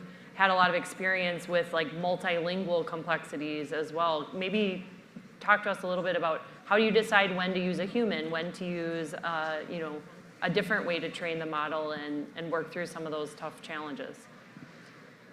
Yeah, so I think one of the things that I've realized working with machine learning and AI for last 10, 15 years is only maybe 1 in 20 idea that you have is going to work, and everything else you got to throw away. So, like, if you think that you have this amazing intuition in your head and you're going to come up with the idea and figure it out, it's just not going to work. So I think to build anything related to AI, you have to be really good at fast iteration and trying things out quickly. You come up with an idea and you figure out what's the shortest way to test that hypothesis, and then throw it away most likely, but every once in a while you get something good. So same thing applies for what kind of model you train or which model you use for this thing. You just have to be really good and agile about testing what works and what doesn't work and try different variants. Got it. How do you think about the people that you hire, and how do you encourage your software engineers to tinker and try things out like that and know that it's going to fail the majority of the time, and that's okay? So one of the interesting things that's happened over last year or so, that it's to a great extent leveled the playing field. So as soon as people got excited about LLM, all of us have been up maybe an hour extra every night reading up what's going on in Twitter. And you have this sense of that, like, I'm falling behind. There's so much that has happened that I haven't learned, and if I don't do it, I won't know what's the latest and greatest. And the funny thing is that you talk to the best AI researchers, they feel the same way. So it's just a new paradigm. The world is changing, and everybody's got to learn. And I don't think years of experience working with ML buys you a lot, other than maybe tuning your attitude towards problem solving. Because when you're building systems, you kind of try to get all the requirements in your head and then translate that into something, and you're very confident that what you've built is going to work. There'll be some bugs that you'll iron out, but the broad structure that you have put together is going to work. Whereas when you're working with AI, you got to improvise.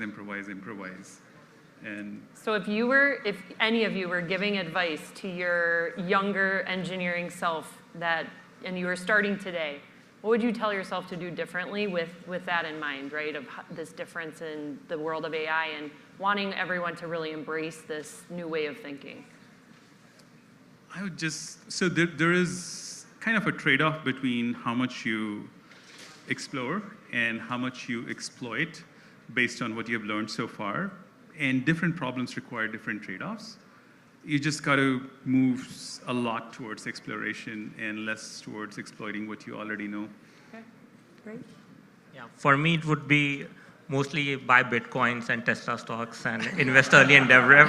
But I have to think what to do in the AI level. But yeah, Amit was totally right that what has happened in the field, just last time, I told my EA that, hey, my relatives are coming to the US. Can you write a letter inviting them for the US immigration? And the letter was just perfect.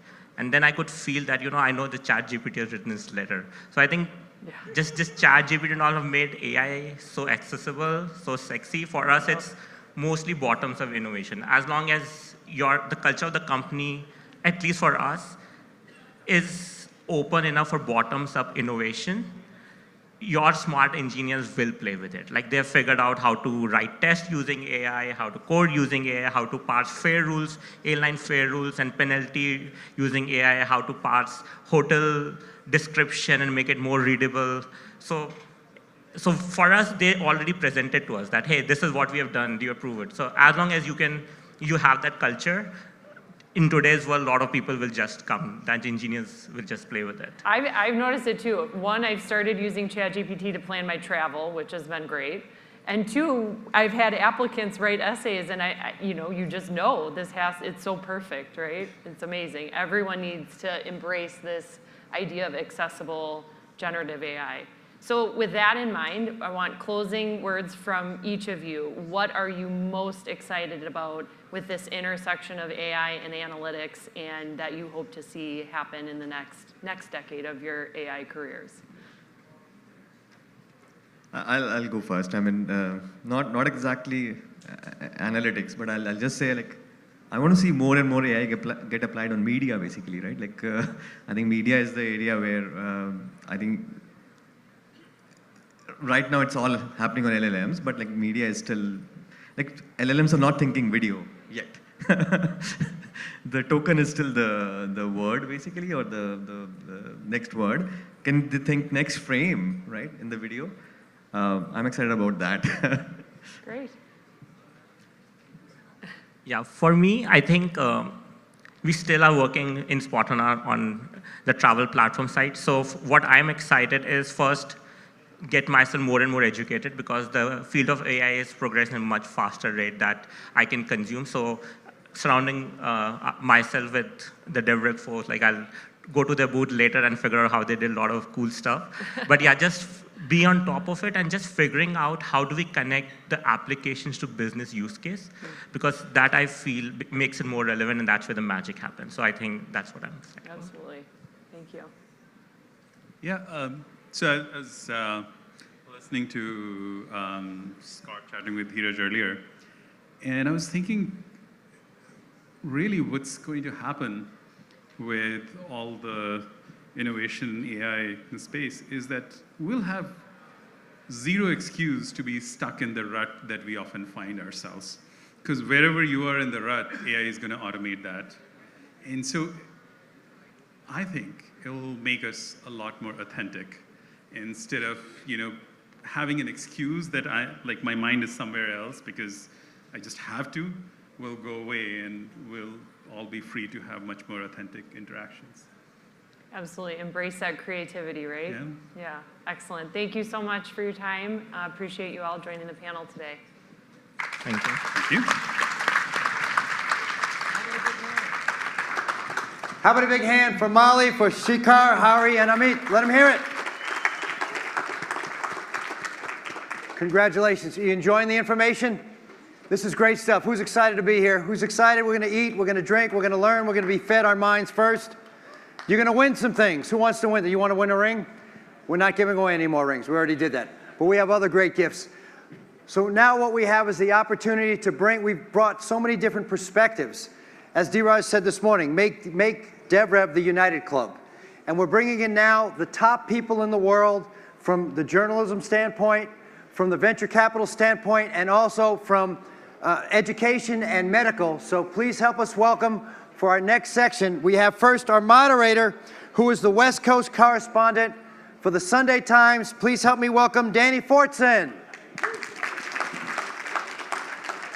Many of you know him. He and his firm have helped to fund so many of the most successful ventures here in Silicon Valley. Help us welcome the managing partner from Mayfield Fund, Naveen Chadha. And help us welcome a professor of bioengineering and pathology at Stanford University. Help us welcome Professor Emma Lundberg. Hello, hello, hello. Everybody hear me? Yes? Yes, great. Great. Well, I'm very excited to be here on stage with two people who are way more accomplished than I am. But I think we're going to have a really interesting discussion about AI and what it's going to mean for all of us in ways big and small. So, but first, quick introduction. I'm Danny Fortson, West Coast correspondent for the Sunday Times, I'm based here. Sunday Times is based in London, of course. Read by about 1 million people a week. I also do a weekly podcast with founders and venture capitalists talking about what they're up to. And I'll now turn to my guests and let them introduce themselves and what they are up to. Yes, I'm Emma Lundberg. I'm a professor of bioengineering and pathology at Stanford University and also co-director of the Human Protein Atlas, one of the largest open access databases for biology and medicine in the world. And I'm very interested in using AI to build virtual representation of cells. Great. Let's see if this works. I think, first of all, this is a test of who's sleeping and who's not sleeping. So I might be the first one. So I'm Naveen Chadha, managing partner at Mayfield Fund. We currently are investing in early stage, which we define as seed and Series A, approximately $3 billion.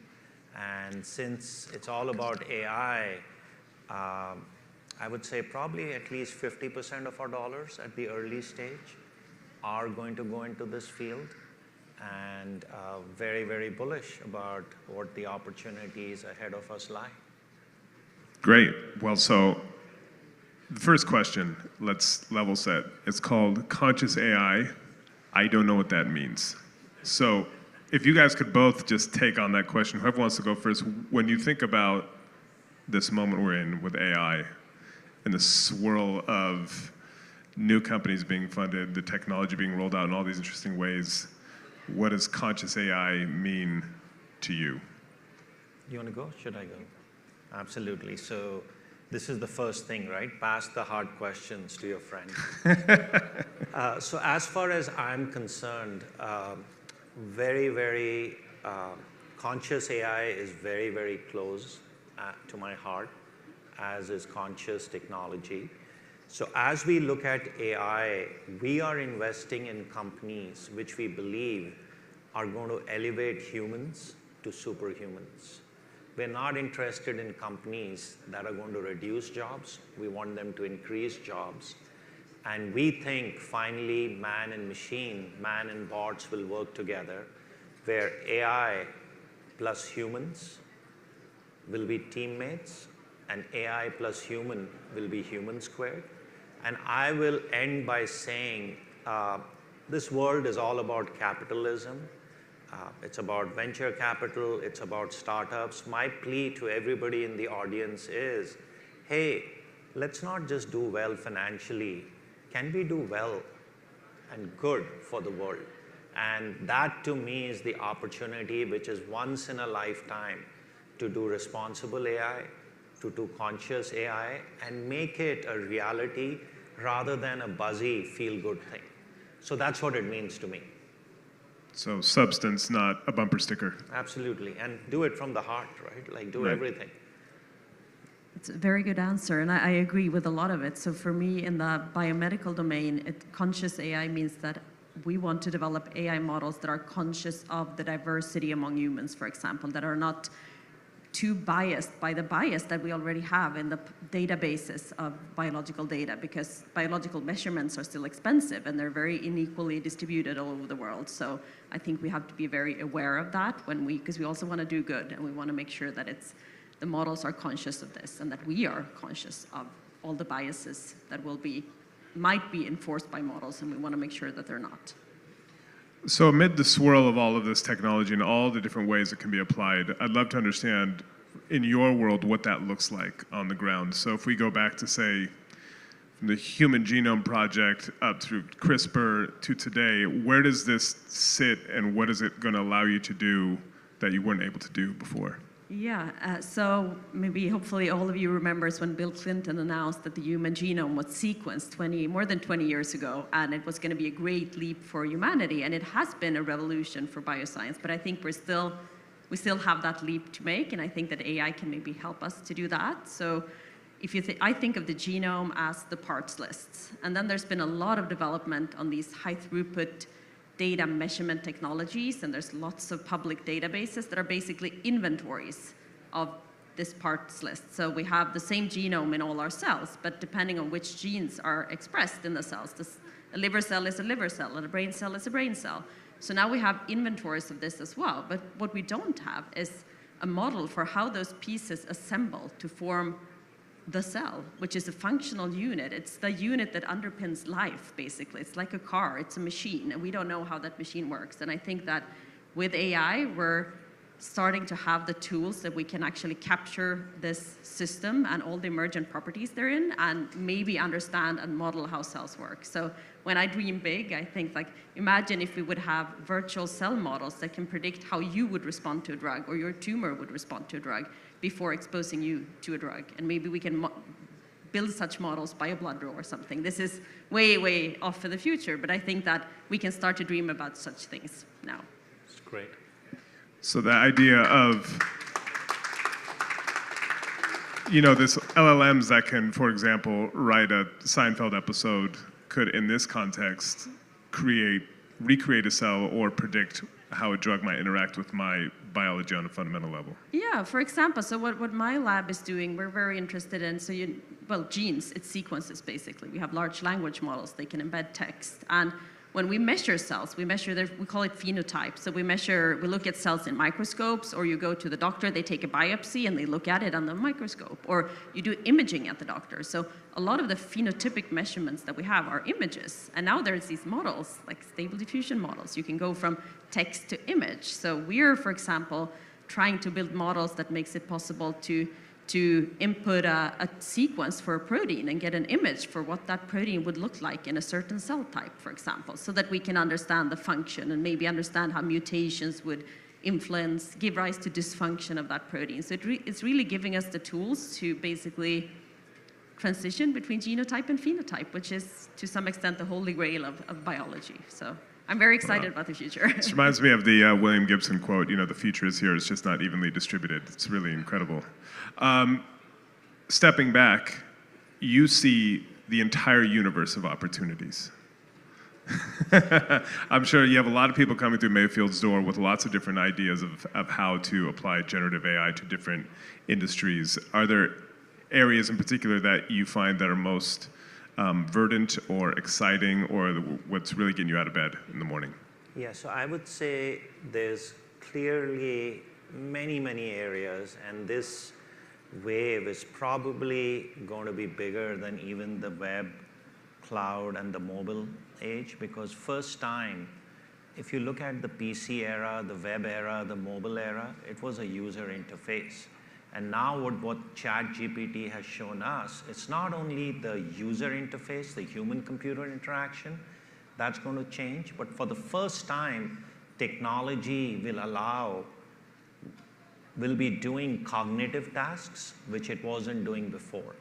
So I can continue for an hour and tell you there are opportunities up and down the technology stack, but as was mentioned in biology, at the applications layer, what everybody was hearing today about DevRev, there are opportunities in every line of business every business profession to have the opportunity to have co-pilots and autopilots, which are really, really, really going to elevate humans.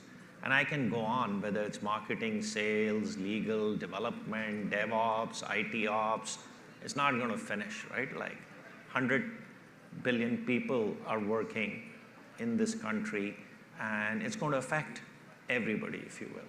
But the problem is the middleware and tooling is broken. So that needs to get fixed.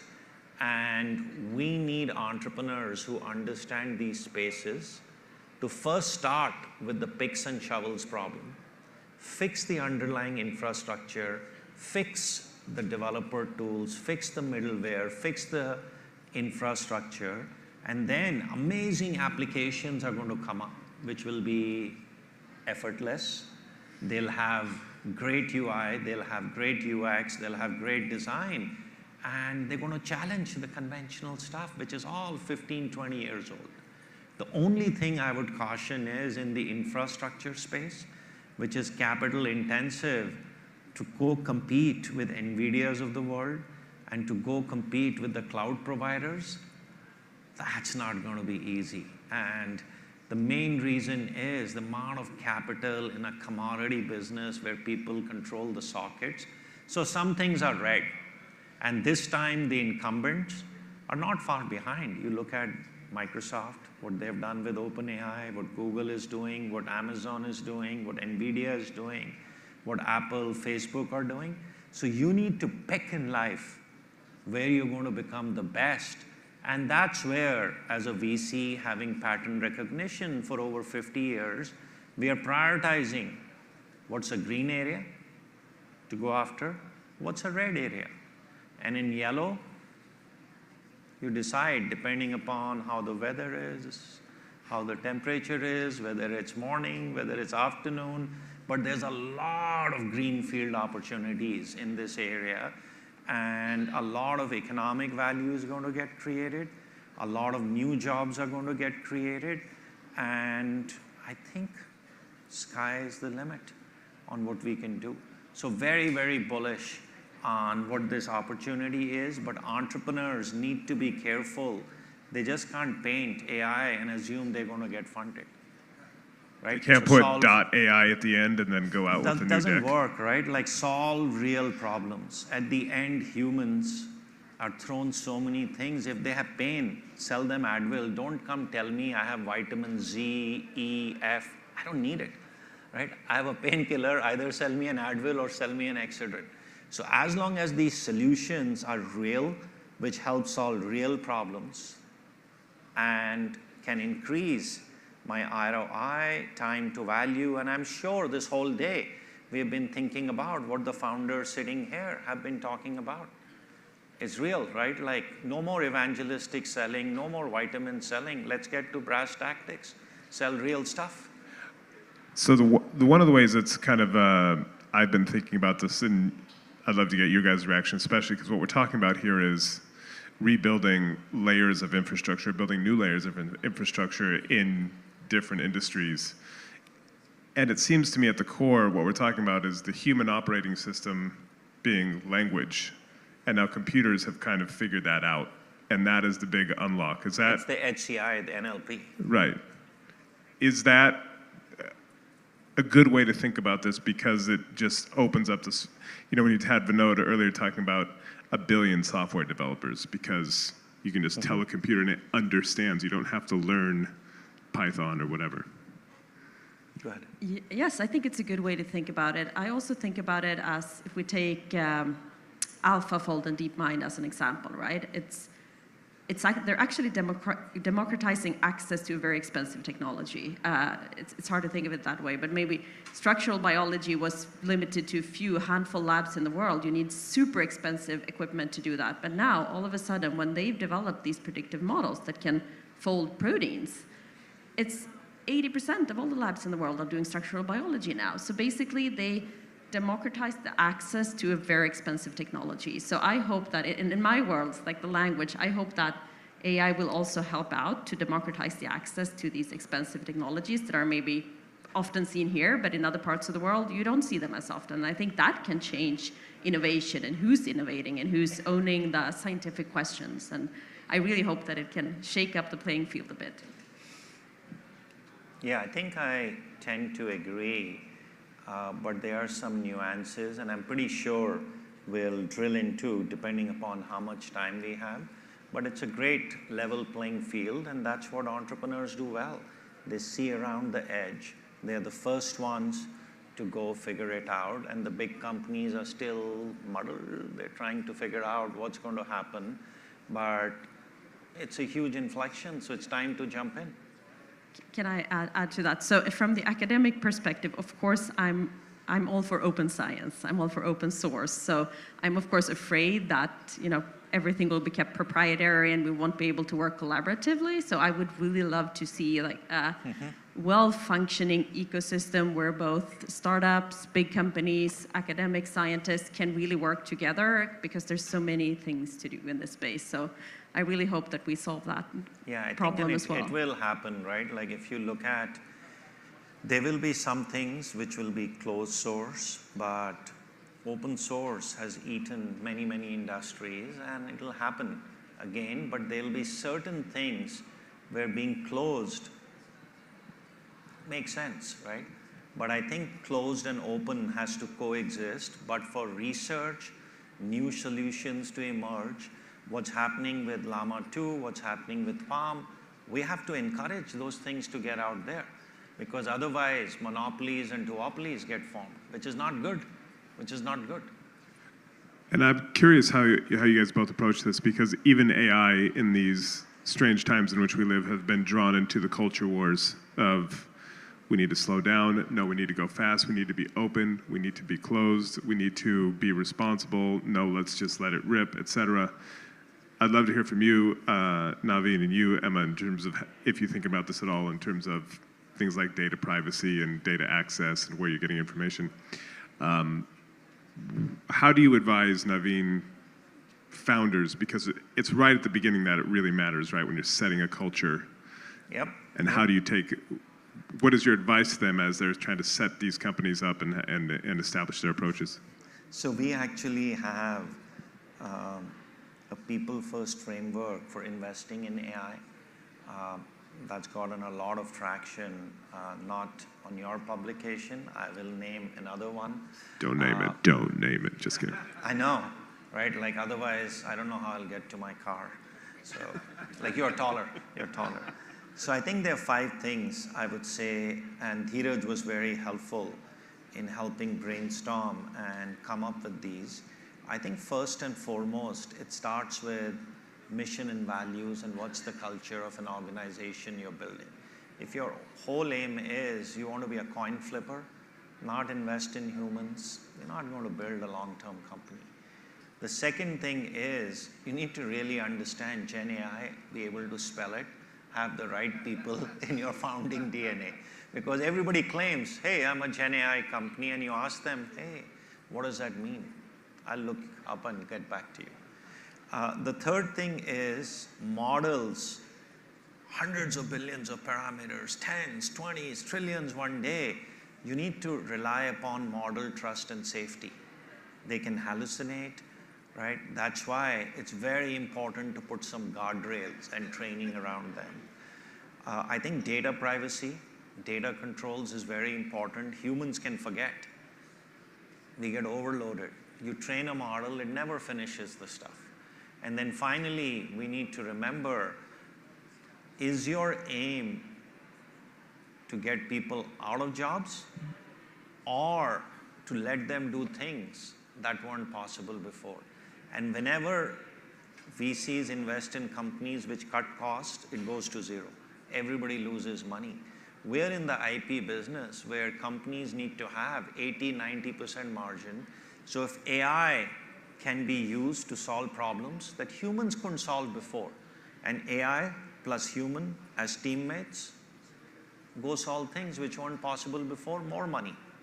So a lot of professional services firms, I have to just watch, they don't throw stones and tomatoes, I'll duck, maybe she and you will get them. I think they're going to get challenged with their business models. We have 1 minute, Emma. Okay, I'll just say that I of course agree. We have to be mindful about hallucination and bias and everything. We have to be aware of it. And in my role, to keep this short, in my role as a teacher, that's where I see that I can make the biggest impact. So when we train the next generation of company leaders and scientists, they should know that this is something you don't add ad hoc in the end. This is something that you consider already from the start. They should have the tools to know how to do an ethical evaluation of your plan, for example, or all of that. They should know which data should be protected, what can I share, what can I not share. All of that should be embedded from the very start. So I think we have to think about that already at the education level. Sadly, we're out of time. We could continue on this for many more, for an hour plus, but thank you guys very much for your thoughtful contributions, and thank you all. Thank you. How about a big hand for Naveen, Emma, and Danny? Wonderful, great practical information. Thank you so much. What wisdom we have here today. What wisdom we have here today. And we're actually going to wrap. Who's ready to wrap up the afternoon with an NBA champion? Who's ready to do that? Who's ready for a football? I need one over there. You have to catch. Oh my God, first time he caught a football. Give him a hand, people. All right. And by the way, when we're done here today, we have a happy hour. We also make sure you take a survey. If you do a G2 survey, you're going to be entered in a raffle to win an iPhone 15. But now it is make sure everybody come on in, come join us here. Again, Naveen and Emma, that was phenomenal information. I took a lot of notes myself. But now it is with great pleasure I get to introduce to you an NBA basketball executive, a former player and two-time champion with our Golden State Warriors. He's loved here and around the world. Please help us welcome Zaza Pachulia. Great to have you here, man. Thank you, Please, and please have a seat. And I'm thankful we have chairs, actually. I don't have to look up the whole time. So it's great to have you here, Zaza. And first question I have for you, there's a lot of, how many Warriors fans do we have here today? They're tired Warriors fans. How many Warriors fans do we have here today? Excuse me. It's a little bit better. So, I think they're kind of shy, though, because we're in a Niner stadium. They're in a Niner stadium. No, because they're engineers, actually. But now, question. So I'm glad we're sitting down. Now, Zaza, how tall are you? Just. Oh, wow. That's how we start, huh? Okay. We're going to start there. Yeah. Let's start that way. Let's keep it that way, then. I'm 6'11" on the good days. 6'11" on the good days. So the question I have for what we're talking about here today, can AI help me get into the NBA? Well, after... Generative AI. Yeah, after listening to Naveen, I think, yeah. If not today, it's tomorrow for sure. It's coming, but it's insane, the world we're living in right now. There's so many things changed in a good way, hopefully. But one of the things that actually sticks in my mind after you asked me this question, I don't know if you guys have seen this robot. I think Toyota built it, a robot that never misses a shot. I'm pretty jealous. Even Steph Curry is jealous of it. That's right. It's insane. It's better than seven. And now, this is not the first time we met. Our sons actually play in the AAU basketball league, and so he's seen my bad side. Not at all. No, he was there. He's a great father and a great NBA player, and that's right. He is, and so we're basketball fans. I played basketball. In the audience here today, we have a lot of cricket players.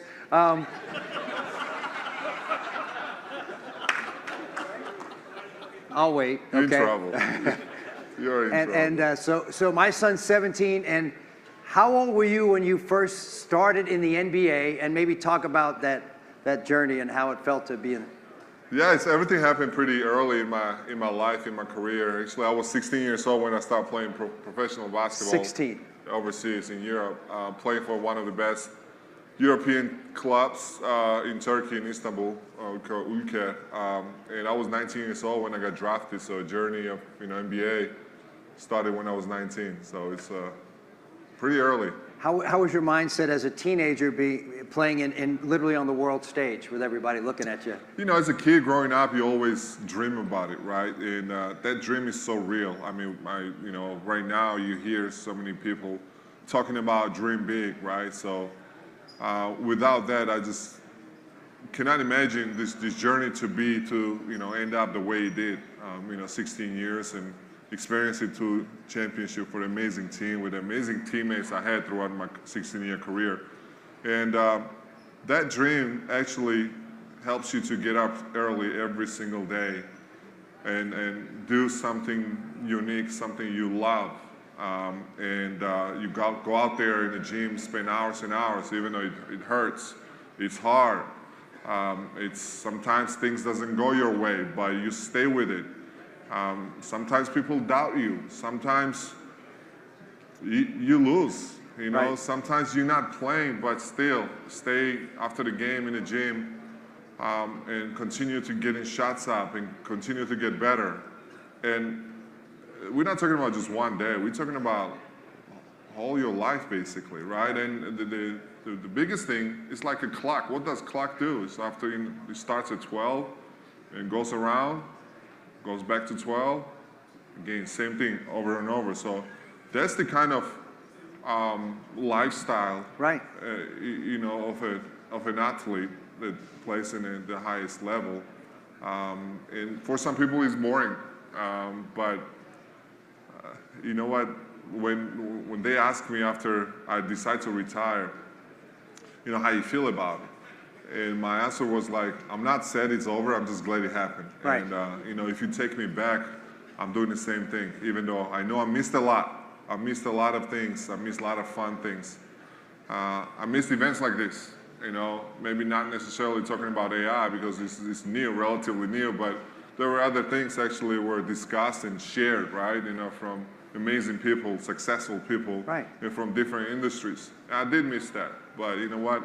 I was doing something I loved, and it was my life. And I believe the reason why I'm sitting next to you right now is because of the basketball. So I'm super grateful for that.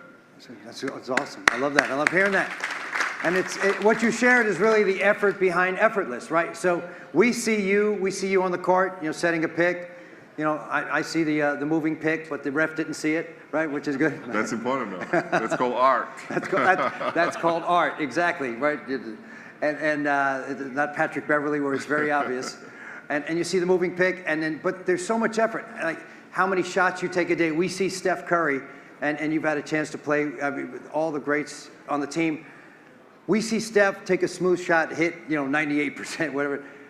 Tell everybody here, how much work have you seen Steph put in behind the scenes, the effort behind his, what appears to be effortless from your perspective? Yeah, I mean, yeah, it definitely looks like effort. Even shot like last night. I don't know how many of you guys watched the game, even though it was preseason game. People talking about it was the best preseason game they ever seen because typically, either the guys don't put as much effort, because it's preseason, it don't count.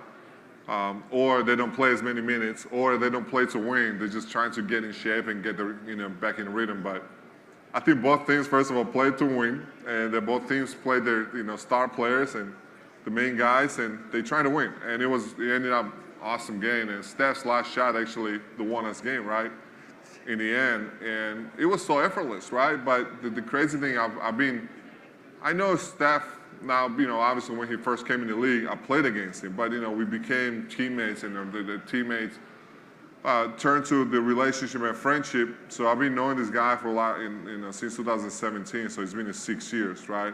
It's amazing, what he has been through and what he's done to him and himself and his career, and not only himself, to the basketball, and of course it affects to our kids. That's right. Right, and. First of all, I got so inspired seeing this guy every single day, what he's doing. It's something, unfortunately, people and the fans all around the world not necessarily have that opportunity to see, but the amount of work he's putting in. And not only he just working to maintain his spot, every single year, this guy's getting better and better and better. Just like wine, while older you get, wine better you get. So, and he's all about, adding 1%, the small things. Obviously, he already had an amazing career, let's be honest, right? What else he can have done, right? Championships, the MVP trophies, USA basketball with the Olympics, etc. He's done it all. He experienced it all. But he continues to get better. I don't know how many guys you notice, this guy is so much stronger already because you know what? you know, he's obviously 6'2", 6'3", and you know, a lot of times, you know, he's getting bullied down there, right? Let's be honest, because again, you're trying to find the cracks and trying to attack the Warriors, right? So, you know, teams are trying to put Steph in an awkward situation where he has to guard like LeBron James, or like, you know, taller, bigger, stronger guys. Right. That way, he wastes a lot of energy in the defensive end. But like Guy understood that where he could get better, right? So what the problem was, and he was in the gym for a whole summer, and then he came. I mean, it was so noticeable. Actually, when I saw him first time after coming back from Europe, I told him he looked like Baby Shaq. Like, so, Baby Shaq. And I respect it. As for someone like Steph Curry, who has done so many great things in his career personally, and you know, for basketball fans all over the world, he continues to get better, and it's very inspiring to me, in my opinion. I love that. Little by little, 1% improvement, lessons we can learn. What Dheeraj talked about, uniting, pulling all the resources together. And one thing we talked about is the winning mindset, right? You have the mindset of a champion. For you, when there's disappointment and failure, how you get back up. Or I always think about, you know, they always say a shooter's got to shoot, right? Clay will shoot, he'll be missed. Steph will shoot, and in their minds, how do they, or how have you just forget about it? Because all of us, you know, I'll miss a shot, I'll be like, oh, darn it, I'm not going to make anything today. We all tend to sometimes play those tapes in our head. So how is a champion, a world stage champion, how have you overcome if something doesn't go the way, you just forget about it and move on? How do you handle that? Because I think that's something we all deal with as we build teams.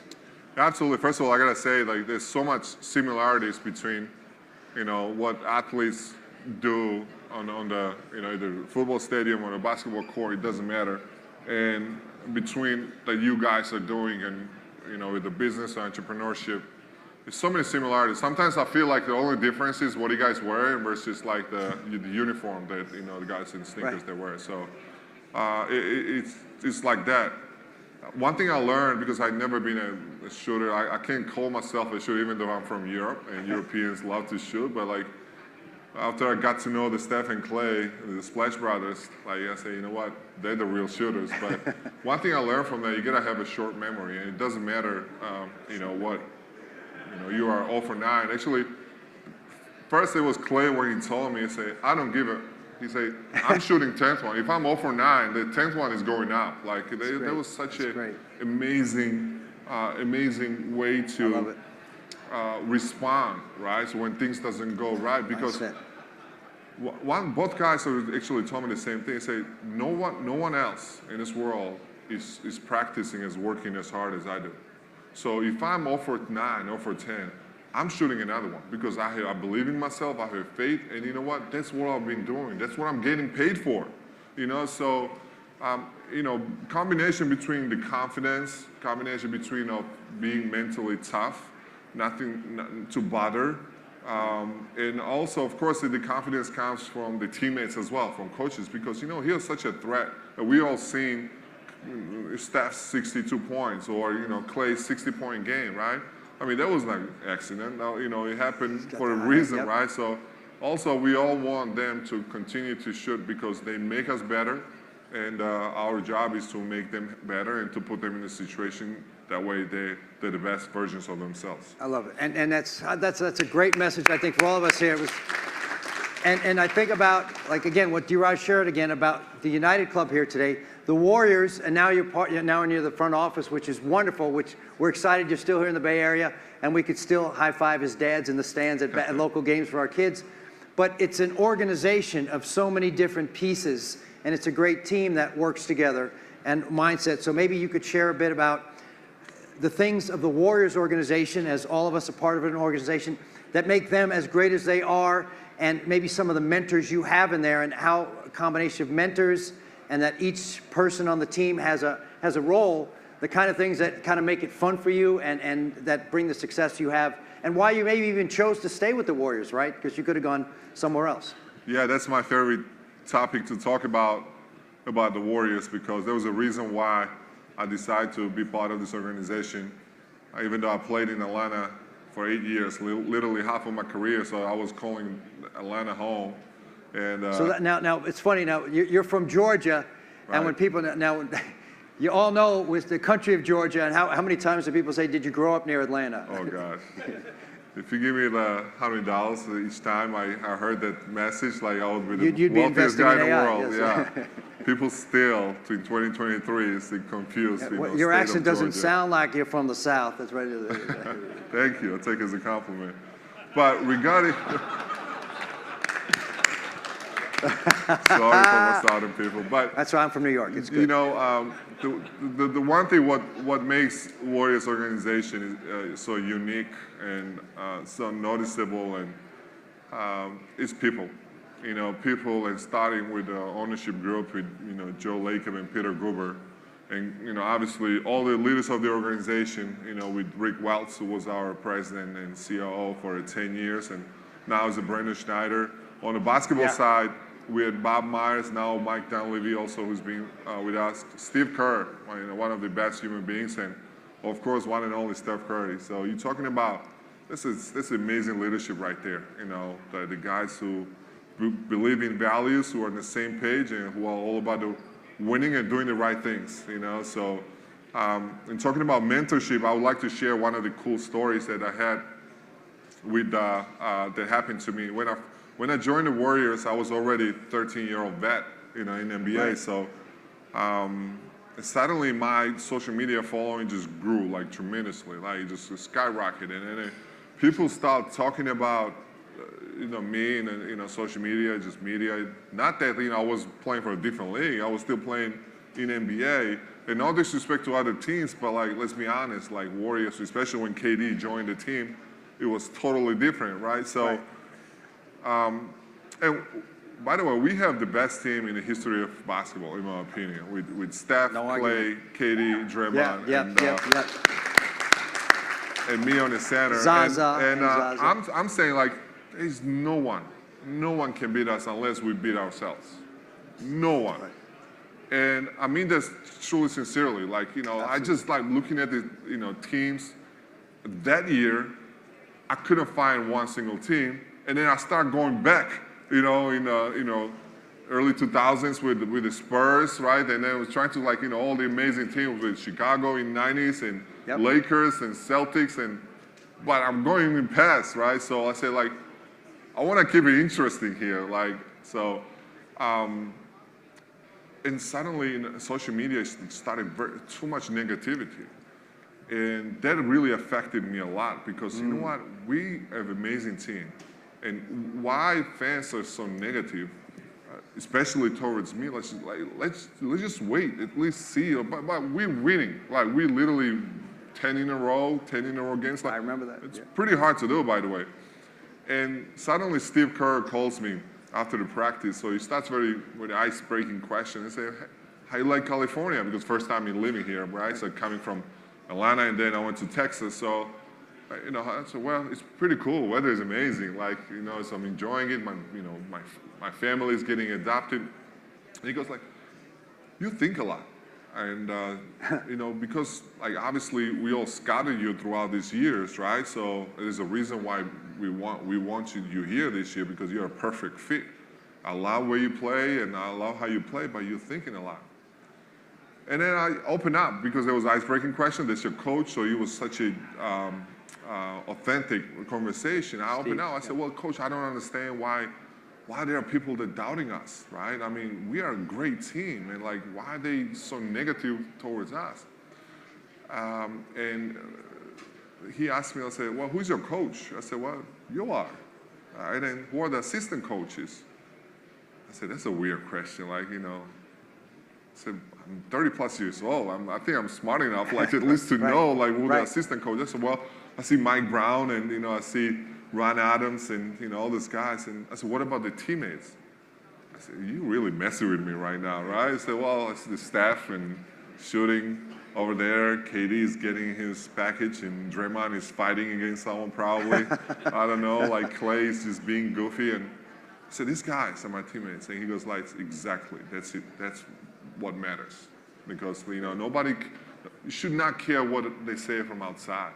That's not the most important thing. It's about us as a family, that we love you, we trust you, we're just glad that you're here, part of the team, And that's the most important thing. So when it comes to mentorship, without that, I'm telling you, I don't know how the season would go, at least for me, because there was so much going on my mind. Because, like, you know what, even though we can talk about, yeah, you should ignore the outsiders, but they still noise is so strong or so powerful. Sometimes you need moments like that. You know, sometimes you need to have this kind of conversation. It only took 5 minutes, but you know what?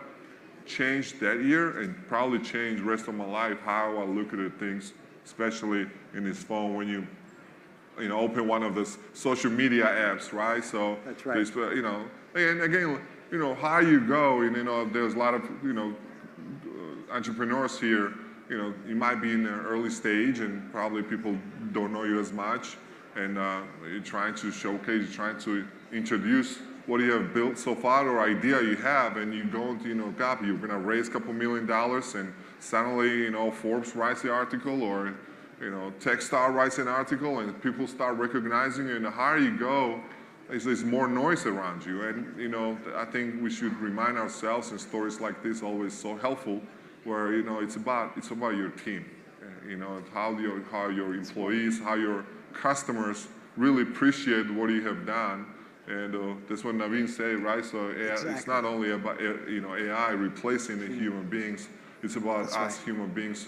How we team up with artificial intelligence and make this life more interesting and more efficient for the world. Beautiful. It's beautiful stuff, and this is wonderful. And just to wrap up, I think all your messages here reinforce not only when you noticed the social media, just your presence on a great team elevated your profile, and then you were taught there's always going to be garbage and detractors outside, and you need to stay focused where you are. And I think what you pointed out, Naveen said, it's not AI that's going to solve everything. It's each one of us. It's you, it's me, it's your teammates, plus the technology. That's the winning formula. And with that, I understand now that we're here today, and there's so much money out here, investors, and you're healing, your words are healing. So I believe you're now going to be launching Zaza's Pachulia oil. Is that correct? Kind of a healing, but anybody ready to invest in that there? So, but this has been absolutely wonderful, Zaza. I think your presence has meant a lot to me personally and all of us here. How about a big hand for Zaza, NBA champion and our friend. Thank you so much. Appreciate having you here. Big hand for Zaza. Thank you so much for being here today. And may we return and have another parade in San Francisco. Zaza, we'll see you on the bus, on the float. That's going to be great. And again, folks, we hope you enjoyed this afternoon. Before we go, I want to give away some goodies. Who's ready to win some more good stuff? I'll ask again. Wasn't this a wonderful day, by the way, today? I think we as Dheeraj said, Dheeraj, we had the United Club here today. There's going to be, again, fill out a G2 survey, win an iPhone 15. We have a happy hour. But what I'd like to do now is give away, because we are at, where are we at? We're at Levi Stadium. I'm going to give away 2 sets of tickets. So do I have the raffle ticket box? Where's the raffle ticket box? Is that coming up here? We want to bring that back here. While Zaza's signing books, we'll get those here. I'm going to have some raffle tickets, and we're going to win. Where's the raffle tickets? Where's the box? It's coming. Ah, here it comes. Ah, there it is. Just the box is good. So, not only that, I actually have, I'm going to give away more. I'm going to give away 2. How many Niners fans do we have here today? How many of you know how to put a nice set of expensive Niners tickets on eBay and make some money? I had to ask. So, here we go. So, not only, now here's the thing, it's not just the Niners tickets that you have that I'm giving away 2 sets, it's also the parking. Remember that, it's also the parking. So, I'm praying for 2 names that I can pronounce. So, our first winner of the Niners tickets are Julio Ponce. Julio Ponce, are you here? Julio, are you here, or are you down by the schoolyard? Where is Julio? Julio Ponce, we have his number. Do we want to call him, or do we want to move to the next ticket? What do you guys feel? Next ticket. All right, must be present. Niners tickets, I have Anant M. Anant M. This must be the tickets from the last raffle last week. Okay, next one. Must be present. Our winner of the ticket is Amir Roy. Amir Roy. Where is it? I know Amir's here. I talked to him. Amir Roy, you got tickets to the Niners. Amir is here. Amir's right over there. Send him up here. Amir Roy, we have one winner and one more winner. Here we go. We have Sundar Krish. Sundar Krish, are you here? Where's Sundar? Sundar, give him a big hand. Sundar's here. Congratulations, we have tickets. And I believe, and there's Amir, you won. You won tickets. Give them both a hand. Just smile. What's the going rate on eBay for that? You're going right now. Yeah. Why don't we ask, let's ask the bot and find out that. Congratulations, Amir. Give them a hand. They get the tickets here, and we will hand them those tickets. And we also have, I want to give away, how about a couple of basketballs signed by Zaza? Would that be great? And then we'll get out of here. We're going to go eat and drink. He wants them over there. Big hand. Thank you, gentlemen. We're going to follow up. I have your cards right here. And now the winner, first basketball. And Manoj is going to throw it out to you. Dinesh. I can't read the last name. How many Dinesh's are here? 4 to 5. Dinesh Tyagi. Dinesh Tyagi. Dinesh Tyagi. I saw him in the morning. Saw him in the morning. He's not here. Okay. Thank God. Justin Wood. Justin Wood, are you here? Where is Justin Wood? Thank you. I just needed one that I could just pronounce like that. Justin Wood, are you here? Justin Wood? Just in case. Okay, next. Sansana. Now we have another one name. Sansana. How about a basketball signed by Zaza? Not Sansana. How about Krishna. I could have read that. Okay. It's the last name I got. Krishna Dunflori. Krishna. I wouldn't have known either way. You could have just come up. Okay, anybody here? Lablesh Patel. Lavish Patel. Lablesh Patel. I'm going to just start throwing these out to the audience. See what it showed? Lablesh is here. Throw it out. Throw it. You get a basketball signed by Zaza. Just one more. Okay. And then we'll get, here we go. Deepak. Okay, what's your phone number, Deepak? No, there's no long name, but it's Deepak, just by, again, Madonna, Charo, Deepak. What's the last name? Deepak? Is there a Deepak other than this gentleman with the very long name? Deepak, what's your phone number? We have a winner, ladies and gentlemen. Thank you so much. Again, thank you to Zaza for being here. We hope you had a wonderful day at the historic first inaugural tech conference for DevRev. Dheeraj Pandey, thank you so much. Hello. God bless. Yeah. Here we go. Who wants a ball? One more. One more. Okay. I'm gonna be like a bride at a wedding. And I did not hit over there back there. All right. Thank you all so much. Go enjoy. Visit the booths. Just go get the booths. I wanted to give the round of applause. Well, there is a lot actually happened to really put this event together. And there is people like Kavya, can you come on the stage?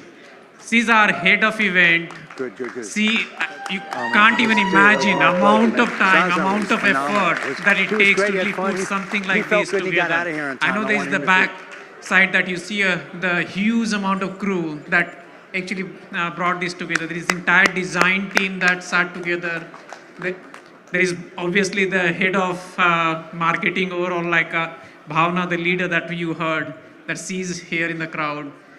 There is like the entire product team, the engineering team, the marketing, the sales, the customer success, customer support. Yes, sir. I can just name one by one all the people, but you see the people behind there. Just give them a huge round of applause. Thank you so much. We have a lot happening on that side. Please don't leave. There is food, there is happy hour, there are a few amazing 10 minutes kind of presentation that you don't want to miss also. Thank you so much. Please head over to the white booth, the big one there. There's a presentation that Rishi Bhargava of D-Scope is starting now. Yeah. And we're starting drinks and food too over there soon.